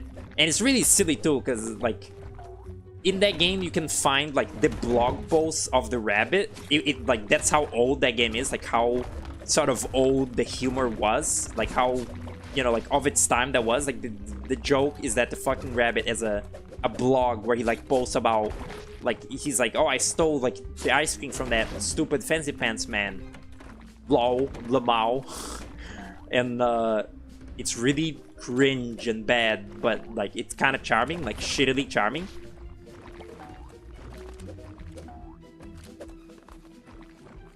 Your hope for the Wireland is they don't give him the WarWare personality. Hate WarWare, he's too much of a chud. Yeah, it's not even the same character. Maybe he once was, maybe, you know, like when the first WarWare was a thing. It's like that's just a side of WarWare we don't really see. It's like, oh, you know, he's like a macho, like badass, like fighter and treasure hunter. But also he can be kind of a slob sometimes when he's in his off time. And, you know, he's a bit of like a scamp. He's like a scammer who makes, you know, shitty video games, like scam people. But now the only WarWare that exists in the modern like Nintendo zeitgeist is the shitty WarWare one. So yeah, it's really hard not to have a lot of resentment for WarWare for just being like, one, a series that became sort of very boring, lame, safe, and soulless over time, but also that it replaced the like way better Wario Land personality and, you know, games. It's just, it's hard not to have a sort of irrational hatred for WarWare at this point.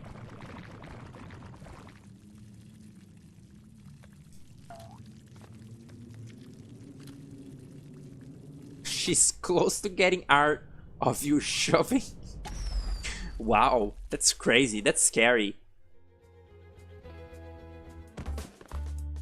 There's no WarWare humor. Feels boomer trying to appeal to millennials. Quirk Chungus. Diet Quirk Chungus.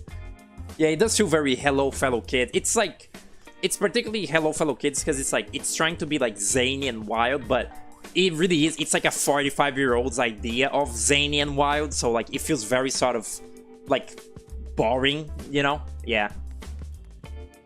You actually, so you have. You look upgraded. Try doing something new. Okay, has a fucking gun. We may have underestimated you, Fancy Pants man. But do you really think you can do something about the volcano? After the rain washed half the world away, and with ink now attacking the rest, someone needs to do something. You need to travel across the new river of ink. I'm sure your pirate friends have an extra ship they'll lend you. Okay. Alright. You can't say that. I'm glad you learned your lesson, Guzman.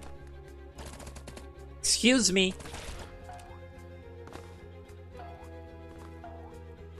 Oh, I read that wrong, actually. Never mind.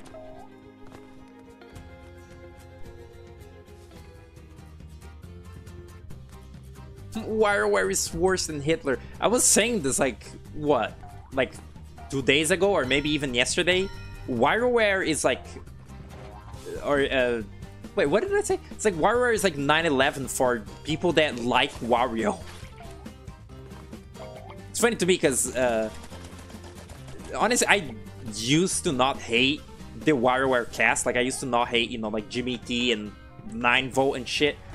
But at this point, I can't help but like see all of those characters as just like a symbol of like how fucking stupid WarioWare like has become.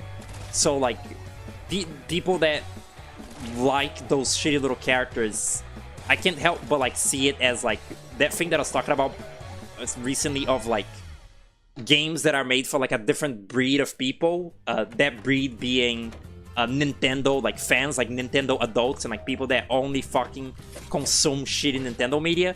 It's like 9-Volt, 5-Volt, Jimmy T and shit is like characters that only a Nintendo adult would give a shit about because they're like lame extended WarioWare cast. Like, again, I kind of like them and their designs in the first WarioWare game. I think it's a very funny joke. It's so out of context now. It's like, I'm pretty sure the joke of the first WarioWare game is that it's supposed to feel like a weird crossover game between many franchises. Like Jimmy T is from a rhythm game, 9-Volt is like from some fucking collection, Nintendo Classics collection game, because, you know, he's a little Nintendo gamer. Moan is from like a dress-up cooking game or some shit.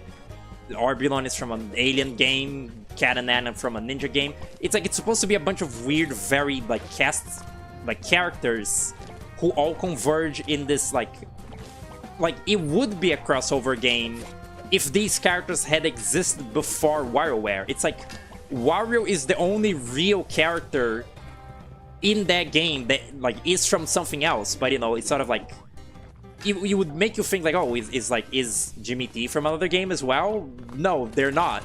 That's supposed to be the joke. At least I think it should be. That's how I see it.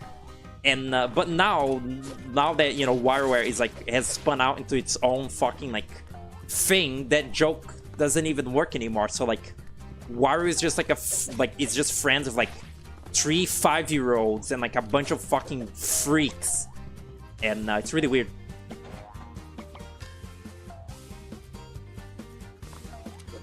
I was like thinking about this recently, like it's that like Simpsons effect of like, you know, Simpsons started out as like a parody to like nuclear family like sitcoms, but then in becoming like so iconic, it sort of like just became The Simpsons. Like originally, The Simpsons was like a jab at, you know, like nuclear family, but now The Simpsons is just The Simpsons. Like it's sort of, I think like I've seen like some video essay refer to it as like The Simpsons like becoming not punk or whatever, like getting absorbed into the zeitgeist of television or whatever. A similar thing like that, you know, it happens to a lot of things, but I was particularly thinking recently how it's really out of context in South Park that like the characters have to, you know, learn moral lessons, and like, you know, like the show needs to have a point, you know, to quote Drawn to Life or whatever. What is it called? Drawn Together? What is that shitty fucking MTV show? You know, like South Park, it's kind of like their thing now that they do like weird like social commentary, and like they have, you know, like sort of, they try to make points, which are usually very bad points or just like very enlightened centrist bullshit. But you know, they still try to do it. It's so out of context that that's a thing that they do in the show, because originally the idea wasn't that the show was like commentary or that like the little characters make points and really learn lessons. The joke is that when like once everything's like said and done, like South Park was meant to be like to make you think it's a kids show. Like back when South Park in 1999 was, you know, beginning, it was sort of supposed to believably make you think like, oh, this is a little kids show, like a little, you know, like papercraft, like sort of like, you know, like kids show. So like they kind of commit to the aesthetic. Like the kid characters, you know, they act very innocent. and sort of like they have very Peanuts-esque like dialogue, you know, like them talking to Chef and like asking for advice. That's very Peanuts and shit. And like anytime an episode would end, you know, Kyle or Stan would go like, you know, I really learned something today. And then they would, you know, say something kind of stupid, which is also, you know, it's like a reference to the original short of like Frosty the Snowman versus Jesus or whatever the fuck, or Santa versus Jesus. At the end of that short, you know, Kyle goes like, or Stan or whatever, they go like, oh, I really learned something about Christmas today. It's about like family or whatever. And then they say something about like Kyle being Jewish and they make some kind of joke about it. That was what the show was trying to achieve. Like anytime that they go, you know, guys, I really learned something today, and then they say a kind of like scuffed moral lesson, that was supposed to be a joke. That was supposed to be like humorous, because it's a toddler show like giving you a little moral lesson, but it's wrong, because South Park was supposed to be a toddler show that's, you know, crass and not actually for kids. Like they're little kid characters who act like kids, but they say like fuck and shit and cunt. That is completely out of context now, and like I don't know if they still do the like I really learned something today thing in South Park, but like South Park is so known nowadays that you can't even pretend that it's a kids show anymore. Like you can't trick anyone believably into being like, oh, South Park, like this is a kids show, and then the person watches it and they're like, whoa, this actually has swears, this is not for kids. That can't happen, because South Park is just South Park now. It isn't a parody of anything. Yeah, it's just a thing that happens. It's like it gets so consumed by its own self-referential like mythos and sort of like just like existence that it stops being what it once was.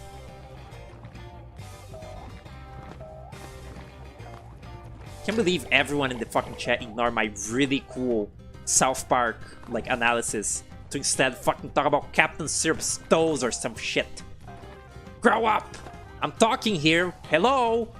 It's like that's what like Jabroni Mike would like be furious at. He would go into like a rant for like 50 minutes, and then his chat would be like fucking talking about like feet or something, and he would just like have a fucking like fit.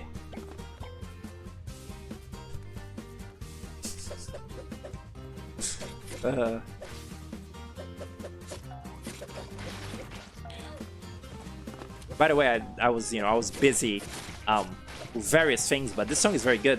It's the best song in the game. This tree pirate area pirate music. It's good. It's like a little sea shanty. For some reason, when I was like testing the audio earlier, I thought like, oh my god, I sort of like in my head called this like rock Celtic music, which I don't think that's right. I don't think that's what Celtic is. It's again pirate shanty shit, but you know, like in a little rock style. I don't know, but I thought it was kind of funny. I don't know what Celtic even really is. I've heard like, I think it's like a hipster thing, like Celtic. Like you make like a Celtic band when you're like a shitty hipster. I don't know.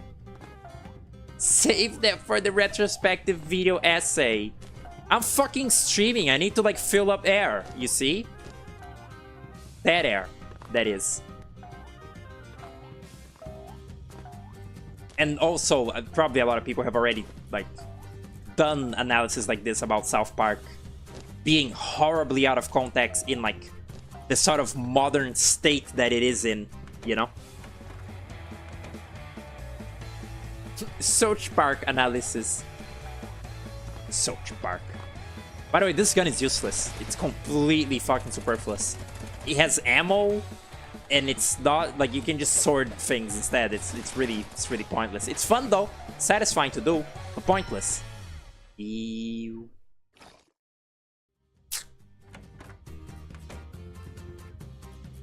Ah.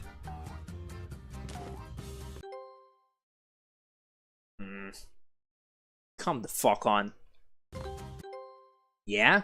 It's not Pride Month yet, dude. Get rid of that. Where is the orange? What is happening? Okay. Lou, if you say low continually in my chat again, I will ban you. Like, I will do it too. Yar, Tiny Pants Man. Sorry, but I can't play with you, something. Look, his beard is washed off. Like his, rainbow beard. I like how he plays the, like, drama music for this part. Good thinking, Fancy Pants. Fancy Pants Man. The rain washed our ships up into the trees, and when the storm ended, realized we're proper tree pirates. Very random, very quirky. Universal truth about being a pirate. The higher up the pirate, the more awesome they are. 40-year-old man writing this, by the way. Me and the crew are working towards further elevating ourselves to being sky pirates. But these inky critters have kept us from launching to our new ship. You know what? If you can free my crew from the ink ahead, give you a lift on our maiden voyage. Deal. That is what the Fancy Pants Man would say. He would fucking say this. It's like when their character is very, like, depicted very in character. He would say this. In a way, I both sort of, like... I think it's both a good and bad thing. Like, to an extent, I'm glad that, like, so many youth are sort of, like, exposed to the idea that, you know, Charlie Kirk was, like, a reprehensible human being who deserves nothing but ridicule for, like, getting fucking domed. But also, it does, you know, it has, like, some of the effect of, like, a lot of these, like, fucking, like, 2-year-olds that, you know, make Charlie Kirk jokes most likely don't even know who he is or the weight of, like, why he was killed and why he sucked. So it's, like, both kind of good and bad, I would say. Because, you know, it's kind of like the whole, like, oh, like, Epstein jokes are just, like, normalizing, like, joking about, like, pedophiles and, like, letting them getting away with shit. Which, I don't know if it's entirely wrong, but certainly not, like, great. Certainly not ideal. It's funny, there's a post recent that I had seen that was, like, it's like, oh, people say you couldn't, like, joke about Pedo Bear these days, as if Epstein jokes aren't, like, 1,000 times worse and don't, you know, sort of, like, you know, at least Pedo Bear, like, isn't a real thing, like, isn't, like, a real creature that, like, has hurt people.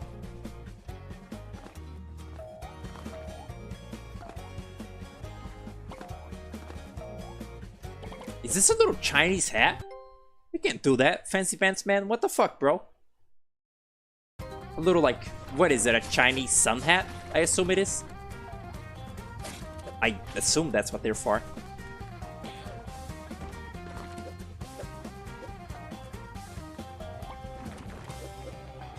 Making alien from Israel joke. What? I don't know what he's just speaking of. You're speaking in tongues. Oh, fuck. I guess this background is, like, a little bit more interesting. Oh my god, that's BB Glitch right there, see? I guess this background is, like, moderately more interesting than the, like, previous, because at least it has the trees, but if you look at the background, the volcano, like, generic-ass, like, mountains are still there. It's because, you know, it's because the world was washed out, and, like, everything is, like, erased away. Still really boring, though. It's been a while. The captain really stepped up his game after your last fight, but the ink's still gotten everywhere. Thank you for the save. See you at the ship. Okay. What does his head say? I cannot read that. Maybe if I, like, full screen the game. Let's see.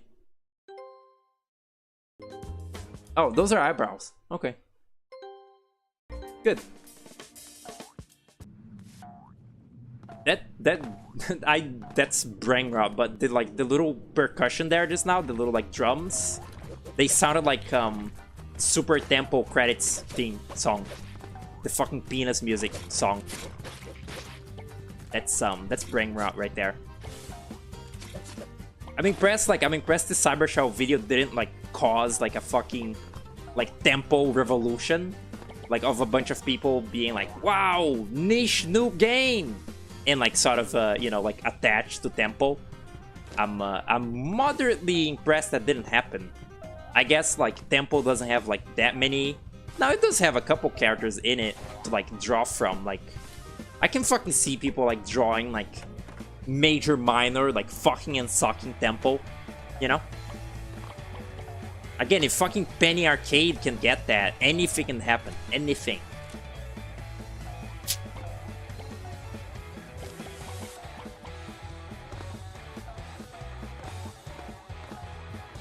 No penis. That's disgusting.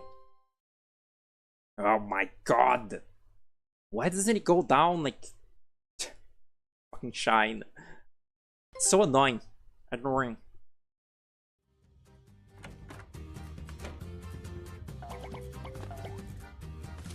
Considering how like horribly averse to like making a new game these developers are, I wonder if like at some point they will just like make a console version of Super Fancy Pants Adventure.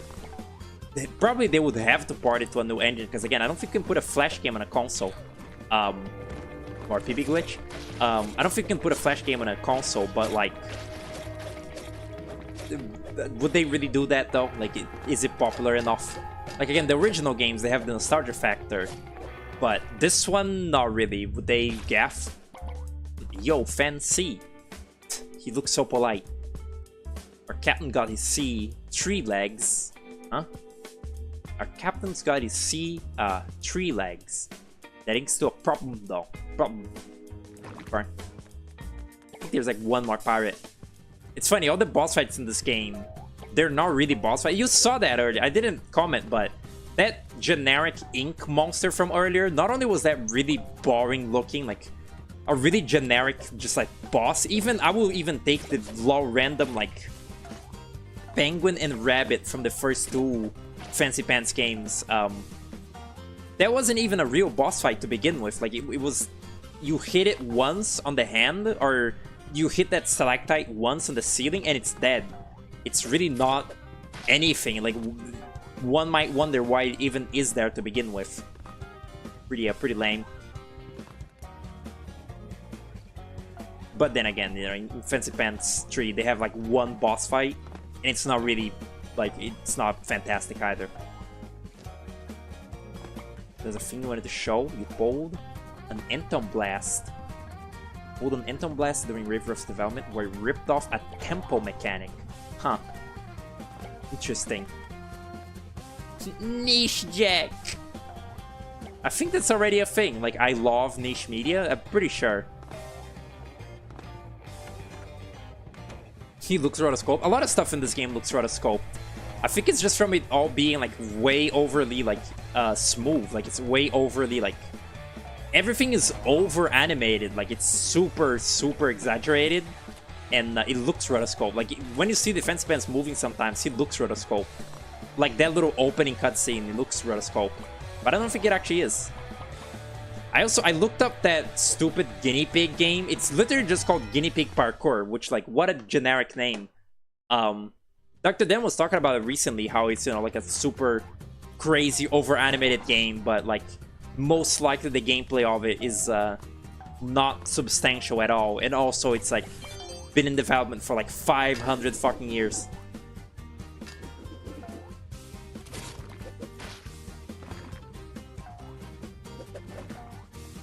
Not the same, like the Chud Jack.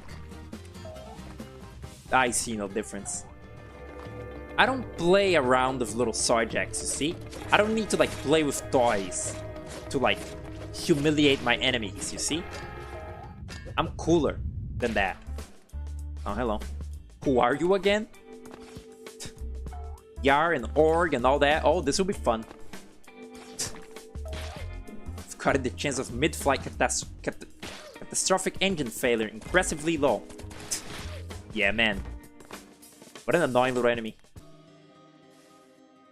Oh, it's over, I think. Yeah, it's over. Just about.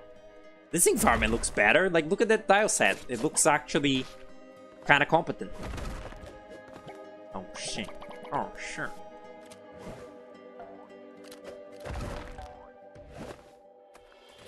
It was so fucking hilarious. Wyatt was playing Shadow of the Colossus yesterday. He finished it, which those are very fun streams. It's really like it's fairly fun watching that game be played, even though actually playing it is fucking abysmal. It's a dog shit video game. But it reminded me, it's so funny, when Greyfruit played that game, he was so fucking pissed off at it that like by the time that the stupid horse dies in that game, like Aggro dies, he was like so done with the game and like, you know, like even remotely like humoring taking the game seriously, that when the horse died, all that he could notice was that Wonder uses the same like voice clip of like screaming out for Aggro in that game. Like, you know, when you're calling for the horse in actual gameplay in that game, it goes like Aggro, and they just reuse that same take for when the horse like dies in that game, like when the bridge collapses and the horse dies. So it's, you know, this very dramatic scene, like the horse just launches the little guy forward and the bridge collapses, and then he just goes Aggro, and like, and Greyfruit fucking like bursted out laughing, like, oh, it's like should we get another take of Wonder saying Aggro for this cutscene? The food truck is here, we gotta go. Which is, you know, it's like a variation of his joke on like Peggle 2 of like the little ghost girl who thinks of Mustache. He makes the joke like, you know, the developers were like, what should be a joke for the like ghost girl? the food truck is here, we don't have time, just like Mustache or something. That's a very good joke in his Peggle 2, you know, like streams. And it was very similar there. It was just like they didn't record a new take for it. Very, very funny. And then I think I didn't check, but I think once he beats like Malice or whatever, once he beats the very final Colossus, he goes like fuck, you know, he's like just like screaming at the game because he's angry, and he goes like, and then Aggro appears and goes meh, and then dies again. Like he was so pissed off that he like was making fun of the horse dying again, like when he was fighting the shitty final boss that sucks ass. And then when the game was done, he was also like, you know what I think was the best part of the game was when the fucking horse died. He was so vitriolic, it's awesome. I specifically love that because like that game gets sucked off so fucking bad by like gamers everywhere. Like I feel like now people are like a little more like skeptical and actually forming their own thoughts about that game. But like for a long time, that game was just seen as like, oh, this is like the most artistic, fucking awesome, epic thing ever. And it just really like, I have a sort of like special kind of hatred for like things that don't get enough like irreverence to them. Like that's like, I don't know, that's why we need like philosophers. That sounds stupid, but like it's how, you know, like if there were no philosophers, like humans would have fucking gotten like nowhere or something. Like if we don't question things, nothing will ever improve. Like if there is no like person that goes like, you know, maybe, you know, Shadow of the Colossus has like a cool aesthetic, but like the gameplay is really dog shit. If there, oh my god, this looks bad. If there's no one that like does that, then like we're just fucking doomed as a species. And but back then it was kind of like, you know, like with Ocarina of Time, like nobody would ever point out like the design flaws and like awful fucking ideas in those games. Just like, oh, Shadow of the Colossus is like so epic. And I'm a philosopher, so I really hate that. I really hate just like sheepishly sort of blindly like thinking something is cool instead of like questioning its quality for yourself. Like if you know, play that game and somehow you could stand the dogshit controls and like your takeaway of the game is that it is cool, then like that's okay, you can like it. But like specific how like unanimously like every single fucking person is like, oh, it's the best game ever, to the point that I feel like even nowadays, if like a person with like a bigger audience, you know, like complain of Shadow of the Colossus, like there would be a lot of fucking like sheep to like defend it, like, you know, like on the internet still. Like I feel like that would still happen. And I really hate those people, particularly people, if you can even call them that. There is the dash thing, pretty cool. What was I gonna say besides all that? Oh yeah, every Shadow of the Colossus name is fan-made. Did you know this? If you ever heard the names like Malus, Dirge, Quadratus or whatever, all those names for the Colossus are all fan-made. They have no names in the game because like the game is like vague posting central. Like the whole point of Shadow of the Colossus is that it's like super vague and like you don't really know what's going on with the story. It's like mysterious and cool. None of the names, like none of them have names. They just call them by the numbers. Fans just like made up all these names like Dirge and Malus and shit, M. And I thought that was crazy because I thought they were real for the longest time. Because my cousins, you know, were like, it's also my hatred for that game probably also stems a lot from like my cousins, you know, like again, for years of my life, I couldn't play video games myself. I had to watch my cousins, who were stupid teenagers, play games. So they would only play the same boring shit like GTA San Andreas, like Speed Racer, like Need for Speed or whatever, generic car games, Shadow of the Colossus, and you know, of course, because they were stupid teenagers at the time, they were like, oh, Shadow of the Colossus is like the most beautiful game ever made, it's the best thing ever! And, you know, as a kid, I was just like, okay, but now that I'm grown up, like, the memories of, you know, like, that game being sucked off, like, like, hard, it makes me, like, hate life. It's weird. It's like, at the time, I didn't mind as a kid. It's sort of like it's like a hatred on delay. It's like, I didn't really hate Fez or, like, Limbo, you know, when I was a kid, and, like, I would see my cousins, like, suck those games off.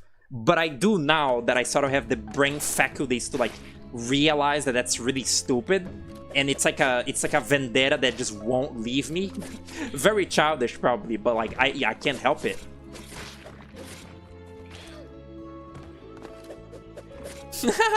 A lot of sheep out there. I've seen, like, 1, 2, 3. Ah. That's pretty cool. I like that. That's a tweet right there. Or a bleat, I guess.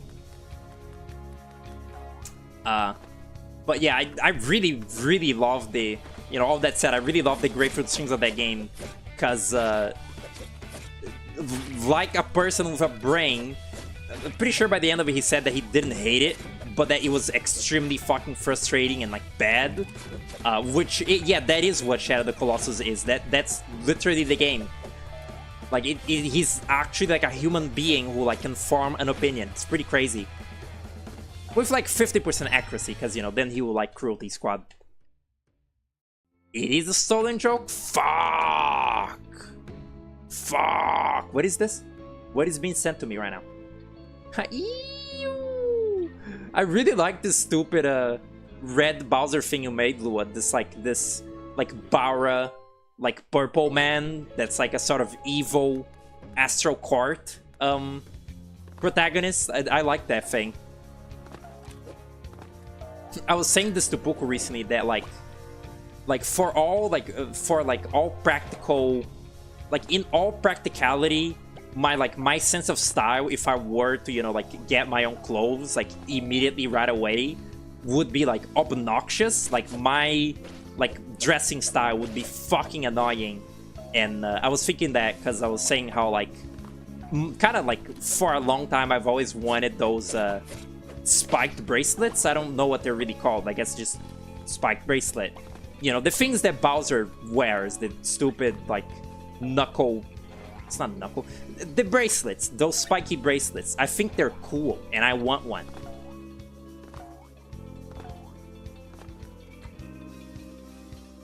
Coal is very useful and important. Oh. Oh, how peanutty. Why are the rolling things ooh-wooing? They kinda are doing the column 3 now. Yeah.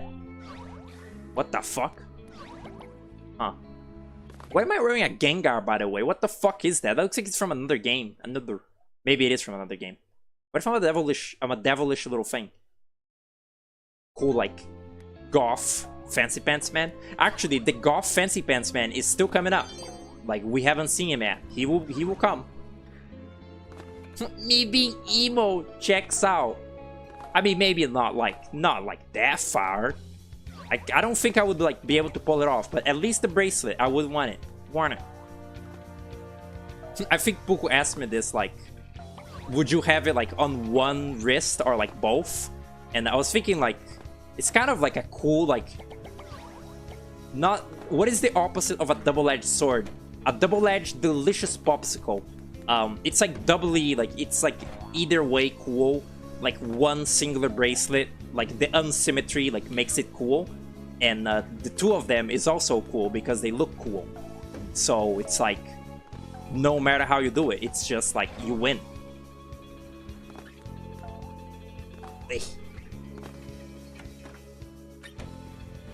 pink, blue, and white sounds emo enough.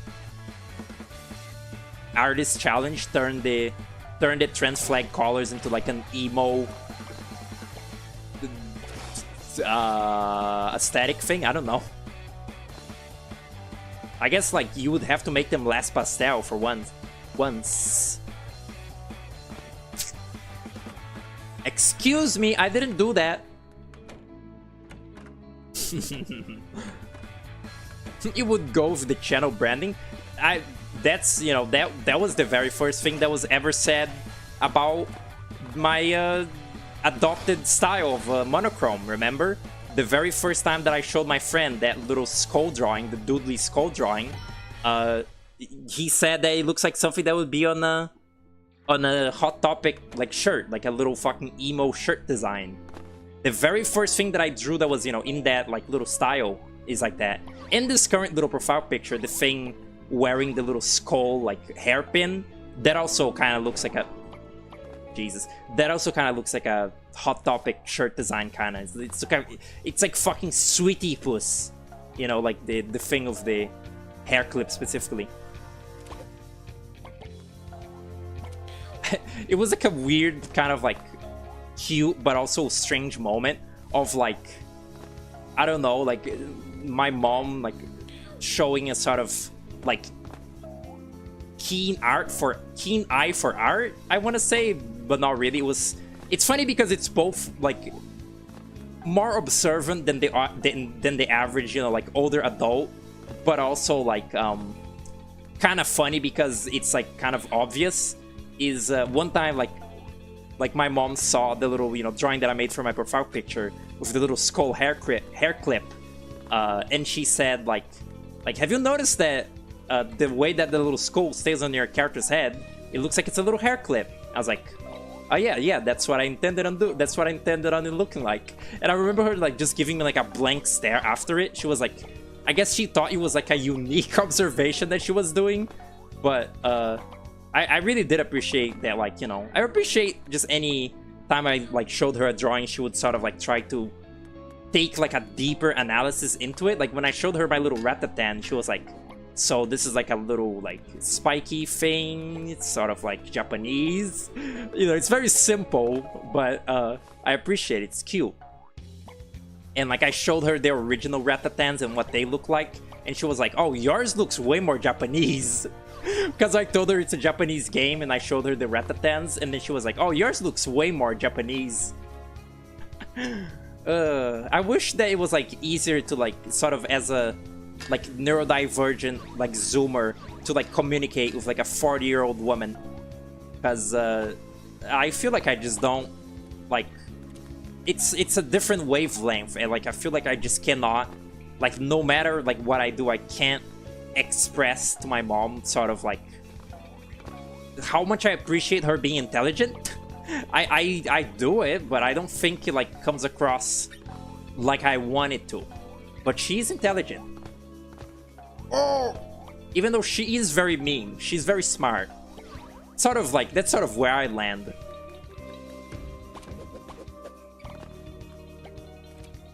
Whenever your mom questions what you're working on, you want to pull your teeth? Fucked up. Now, my mom is like very modern. She's not, you know, she's not like, she's not a boomer. I think she's like, I don't know, like a late, what is like, is it generation X or whatever? No, that's before boomers, right? Or something. What is it? It's like, she's not a millennial, but she like grew up like in the 90s, you know, like in the 90s she was like a teen, and you know, she like watched like 90s like shows and stuff, but she was like not a child then exactly. I think, I don't know, she was like, I don't know when she would have been born actually. I don't know her age even, but like she's not, you know, she's not old is the thing, and she's very sort of like wise to like the world and like the progress of the world, if that makes any sense. She's not like a like slack-jawed Yoko. She's like smart, which is cool. Gen X is after boomers? Really? I don't know, I don't remember. I don't like know the little age labels. Are we, do we have a name already for, like, whatever will come after Gen Alpha? You know, like, now kids are Gen Alpha, and Zoomers are, like, sort of older teens and, like, young adults and such, or... No.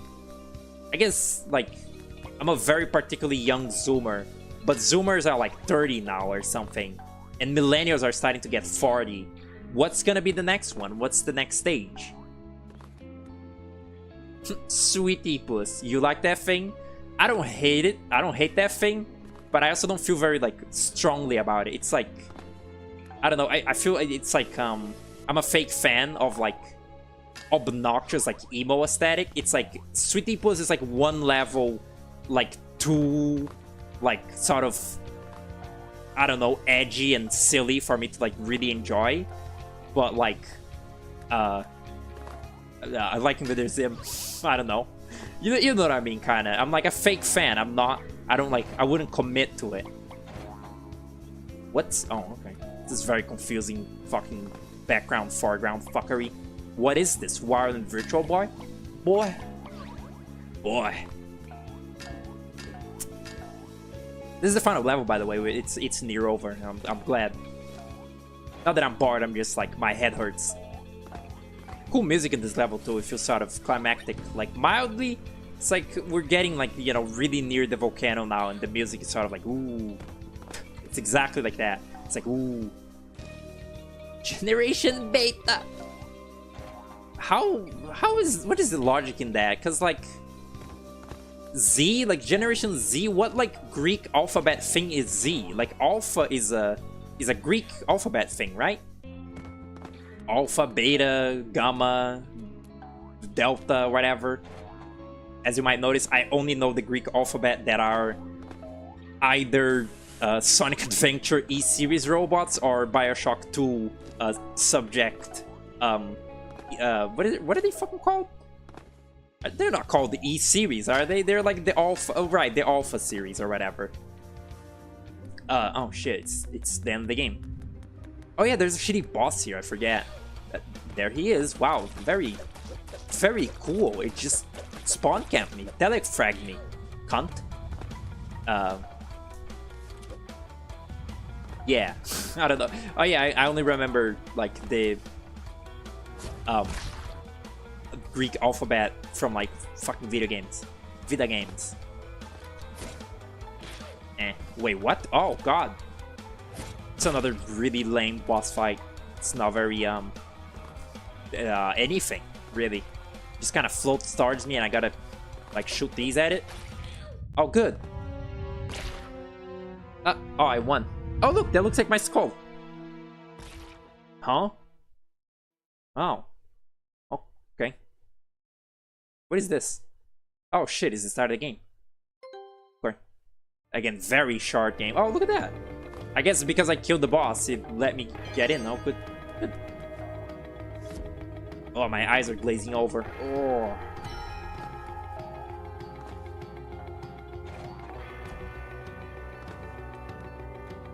Can I like... I think there's... Oh no, there are more like challenge levels in this part as well. I always think that like volcano ascent is like the actual end of the game, but no, it's like penultimate. Oh shit. This area is very red. This is like the color, this is more akin to the sort of gaudy color palettes of the older Fancy Pants games. It's sort of gross to look at, and the background looks really boring too. Like even now that we're inside of the volcano and they don't need to do the, you know, the volcano background thing. Oh look, you're black. I like that. Even now, they still have the volcano's background. It's the same... Oh, look, it's the same background as the fucking, like, challenge levels. Like, it's just a red version of the challenge level, like, background. I guess they really just didn't want to do, like, even remotely custom backgrounds for this. Oh my god, this music is a little excessive. It's kind of cool. Like, this is sort of the only gimmick this level really has, is, you know, you get into these like sort of action set pieces and the music dynamically goes from this sort of suspense one to the action one. It's like scary. Pretty cool. I think the song has been playing before, right? The song, this is like the theme of the Inkies. It's like the when you fight the when you free the pirates, the song plays for a moment, and then now it's playing in full. See, this game is a little like it only really starts having sort of like neat sort of not like plot beats. It's like having sort of neat like not gameplay things at the very end. Like this is the very end of the game, and just now, you know, it's kind of neat that like it's doing this dynamic music thing, that it's, you know, like sort of trying to be like climactic and like epic. Whereas the rest of the game is pretty just like, again, just point A to point B and not very interesting. You like the soundtrack? Yeah, it's very good. The music in the previous games are good too. Like the music in the previous Fancy Pants games is amazing. Like in 3, there's actually a song that I saved to my Winamp. It's like the Pirate Fortress or whatever from 3. It's like a really fun little song.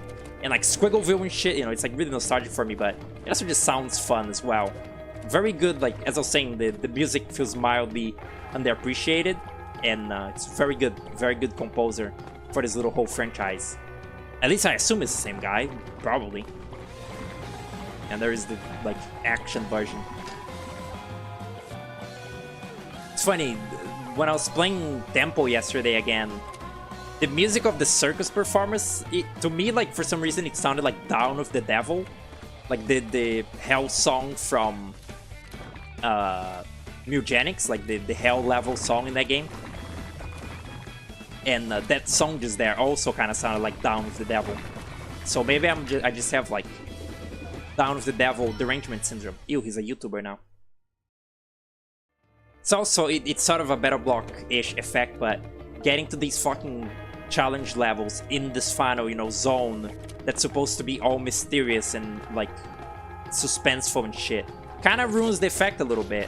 Same way that, you know, it's like really cool when you get to the vault in Battle Block Theater and then you actually enter a level and the music is like the exact same to the rest of the game, and it feels really unclimactic like that. It's like, okay, it's like not really that serious, I guess. Because like the tile sets, they bothered to make the tile sets in the vault like only vault levels. Like it's all metally sort of like machine looking levels, but the music is all like the same as the rest of the game. They could have like done something about that in the update, but why would they? Just let me work on the Behemoth games, okay? Just like let me do it. Uh-oh.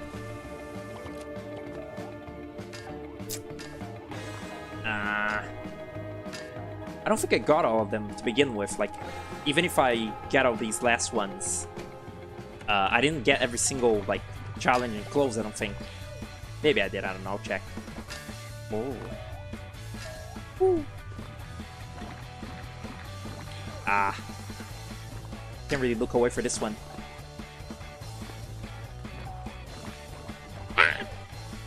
When an RPG is a banger, playing the overworld during a tense set piece, but they don't continue into fights. Oh yeah. That was a really like heinous example of that. What was it? No, I'm thinking of like in Bowser's Inside Story, like the very final area of the game like keeps playing this like little tension track that that doesn't, it's not that it doesn't fit, but it's just kind of like boring because it's the same song for like hours on end. Or you know, it's like for a long time of gameplay, which might as well be hours considering how sort of you know, like slow as an RPG, slow RPGs are. It's kind of unfortunate because, you know, the game has really good music and then it's like not making use of it. It's kind of, I didn't know they added, or I think I already talked about this like recently because the Grapefruit strings, but they gave Dark Fawful and the Dark Star a unique theme in the shitty Bowser Inside Story remake, which is kind of neat. Like they gave Fawful a remix of Cacletta's theme. It's like a weird sort of like fucking psychopathic, like kind of slow and scary remix of Cacletta's theme for Fawful, and like a Kingdom Hearts ass song for the Dark Star. It's honestly, the game is lagging now. It's honestly like not like that crazy. The either of those songs really, but it's neat that they have unique, you know, themes. Because on the original Inside Story, when you fought Dark Fafo and the Dark Star, you just played the regular like boss encounter music from that game, and you know, that sort of undersells the like moments of the game that they're in.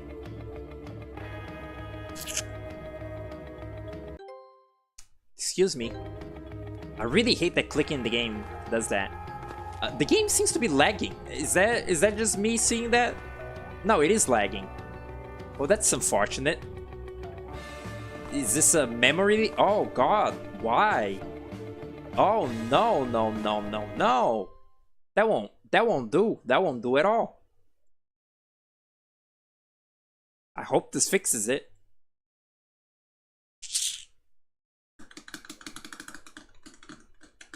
Has Dr. Den really truly gone asleep? I truly like worked him to death. I suppose it was a little mean of me. I told him like, oh, am I at the beginning of the... Oh no. I told him like... I told him like, he was saying like, oh, I gotta like sleep. And I said like, not before you finish my little thing, you don't. And I was, you know, I was joking. But he did it. He really drew the like 2 Battle Block heads, which I guess, you know, now like I gotta like use them. But he drew the 2 heads, and then like at the end when I was about to stream this, he was like, you little fucker. And then I was like, oh, I didn't tell you. Puku didn't like wake up right. We're not gonna stream it today. And it was very funny. It was a very funny interaction. Thank you, Dr. Den, for drawing the 2 heads. I guess like I will like grit my teeth and like play the game looking like abysmal dog shit. You know, to like have some fun with like my friend Puku and use the little heads. Did I call him little just now? That was involuntary.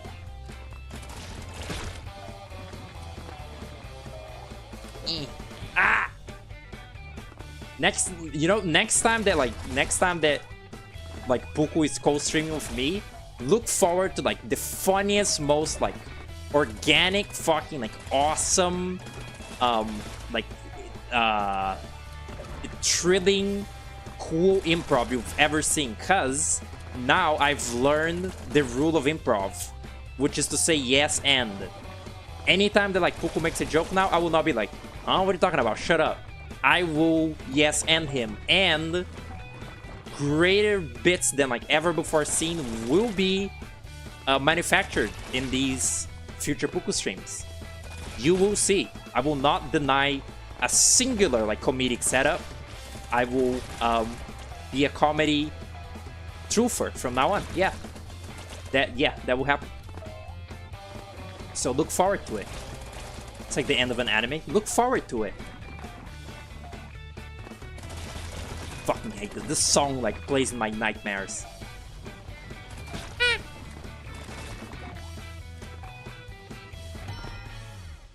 The clip in which he said, yo, what?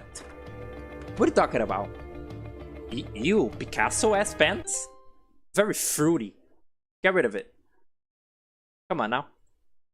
I was wearing the like the golf pants, but I guess like I didn't get the flame pants. Maybe you get them from this area. Like at some point in this game you unlock like Animal Crossing. Oh my god. At some point you unlock like Animal Crossing like flame pants like pattern, or Animal Crossing in the like flame shirt pattern for your pants in this game. And that one's pretty good because it's, you know, dark. I might have to go and download the soundtrack to put on my Winamp, and the one from Fancy Pants like 3 as well, because I think there's uncompressed versions of like the songs from the Flash games, or you know, from the original games. So yeah, I would use that. Bet you could hear my mom screaming just there. I don't even know who she's screaming at to begin with. Uh-oh. Oh. Damage boost. On speedrun. Damage boost. I did it. I did it. Damage boost. I'm good. I'm good. Wow, look at that. Whoa, it's paper. I didn't know that. I didn't know that though. It's weird. It's like this world is a sketchbook, but it's a video game. I don't know. It's like there's a weird like sort of like meta aspect to this particular game, to this one, that like the world is a sketchbook. In the other Fancy Pants games, you know, Brad Bourne talks to you, but he speaks to you as a developer, kind of like he's like, oh, sorry, I didn't develop this part of the game yet, so like you can't go there. But in this game, it's like Brad Bourne's like sketchbook, and you know the world that Fancy Pants lives in is like the sketchbook, and like if you drop fucking like ink remover on it, everyone dies like an epic Mickey. Yeah. Look at the little like ink blot like particles in the like layer in the ground, or like the, you know, bottomest layer, the ink, the bubbling ink. It looks super fucking detail real. I was somewhat joking, by the way, but that's a real thing that like Puko has said, is that like I'm fucking awful at like keeping a joke. There was like some joke recently in specific that like I really like fucked up, and like he said that it was like funnier that I like ruined the joke. Like me ruining the joke was funnier than like if the joke had been like played out straight. But I don't believe that, and I don't want to like seem like a fool who like ruins jokes. So yeah, from now on, comedic. Yeah, see, that's right. This fucking music. Oh yeah, here he is. Are you guys ready? This is very pertinent to the conversation that was being had earlier. Look at his gay little pants. Oh my god. Creepypasta. That looks really weird. Kind of hurts my eyes. There it is. I guess I spoiled it a little bit. But yeah. The real world! Very strange. Hello. Ew. Oh yeah. I forget he's the ink blot. Oh my god, it's that guy. There he is. It's Emo Fancy Pants, man. I told you that he existed, didn't I? He's right there. And this like fight theme is really weird. This is really strange music to choose for this. But yeah, I don't think he has a name, but I don't know, just call him Inky Pants probably. That's like 99% chance like what he would be called, Inky Pants. And yeah, he's just here. He's just a guy. The evil, fucked up, scary Fancy Pants man. Fiance. Ow. I guess he could be the Scary Pants man. And of course, as like the predictable like bitch that I am, I do like his design. I already like the design of the Fancy Pants man, and just making him like dark and evil and goth, I still like it.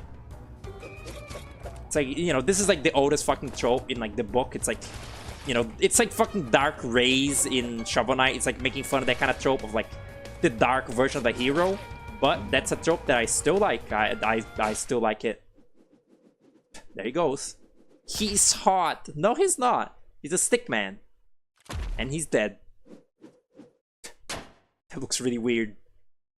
Wow, look at that shot. How'd they do that? Guess what happens now? Can you fucking guess? Yep. This game from 2018 ends on a fucking cliffhanger. And what have they done since this game's release?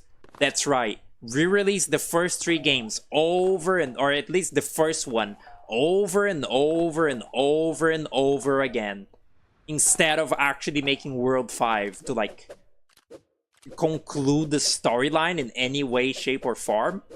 So you might imagine that had me a little miffed when I first played this game. But yeah, not even credits, huh? I guess because one guy worked on it, Brad Bourne. But yeah, that's the Super Fancy Pants Adventure. A very flawed game, a very sort of like... Oh, look at that, I kind of fucked that one up. A very like dinky, sort of like unsubstantial kind of game, but like... Honestly, it's pretty damn good. It's pretty like serviceable. Again, it's like short and sweet, and like for as many complaints that I have with you know, with like the like charm of the game not being on par with the previous Fancy Pants games and all that. Nobody actually gives a shit about that. Like, people just care about the fun gameplay of these games. And at the end of the day, this one is really, really fun. Like, this game is very fun. I might have sounded pissed off. I was just like pissed off at various other things today on stream. You know, like talking about things that suck, like WarioWare. But yeah, that was it for this game. I finally like streamed it. Like, I was meaning to for a while, and I did it. It's pretty cool, huh? I guess like at some point I still will play, you know, like the Classic Ones trilogy. I don't know if I'll ever like buy that Steam Classic trilogy of this, because I don't know if it seems like very worth it. I don't know if they have like the most unique content in them. They have some unique content, but I don't know to what extent. But yeah, as you can see, this is kind of like with the Behemoth. This is a series that I'm very sort of like fond of and like nostalgic for, and sort of therefore invested in, which makes me kind of like a snobbish asshole about this game, just like I am about the Behemoth games, but I kind of can't help it. But yeah, very fun game, very cool. I think it's cheap on Steam as well, because it's, you know, really small. So big recommend for me, this game. So yeah, that was it. Thanks for watching, thanks for showing up and chatting, and see you then.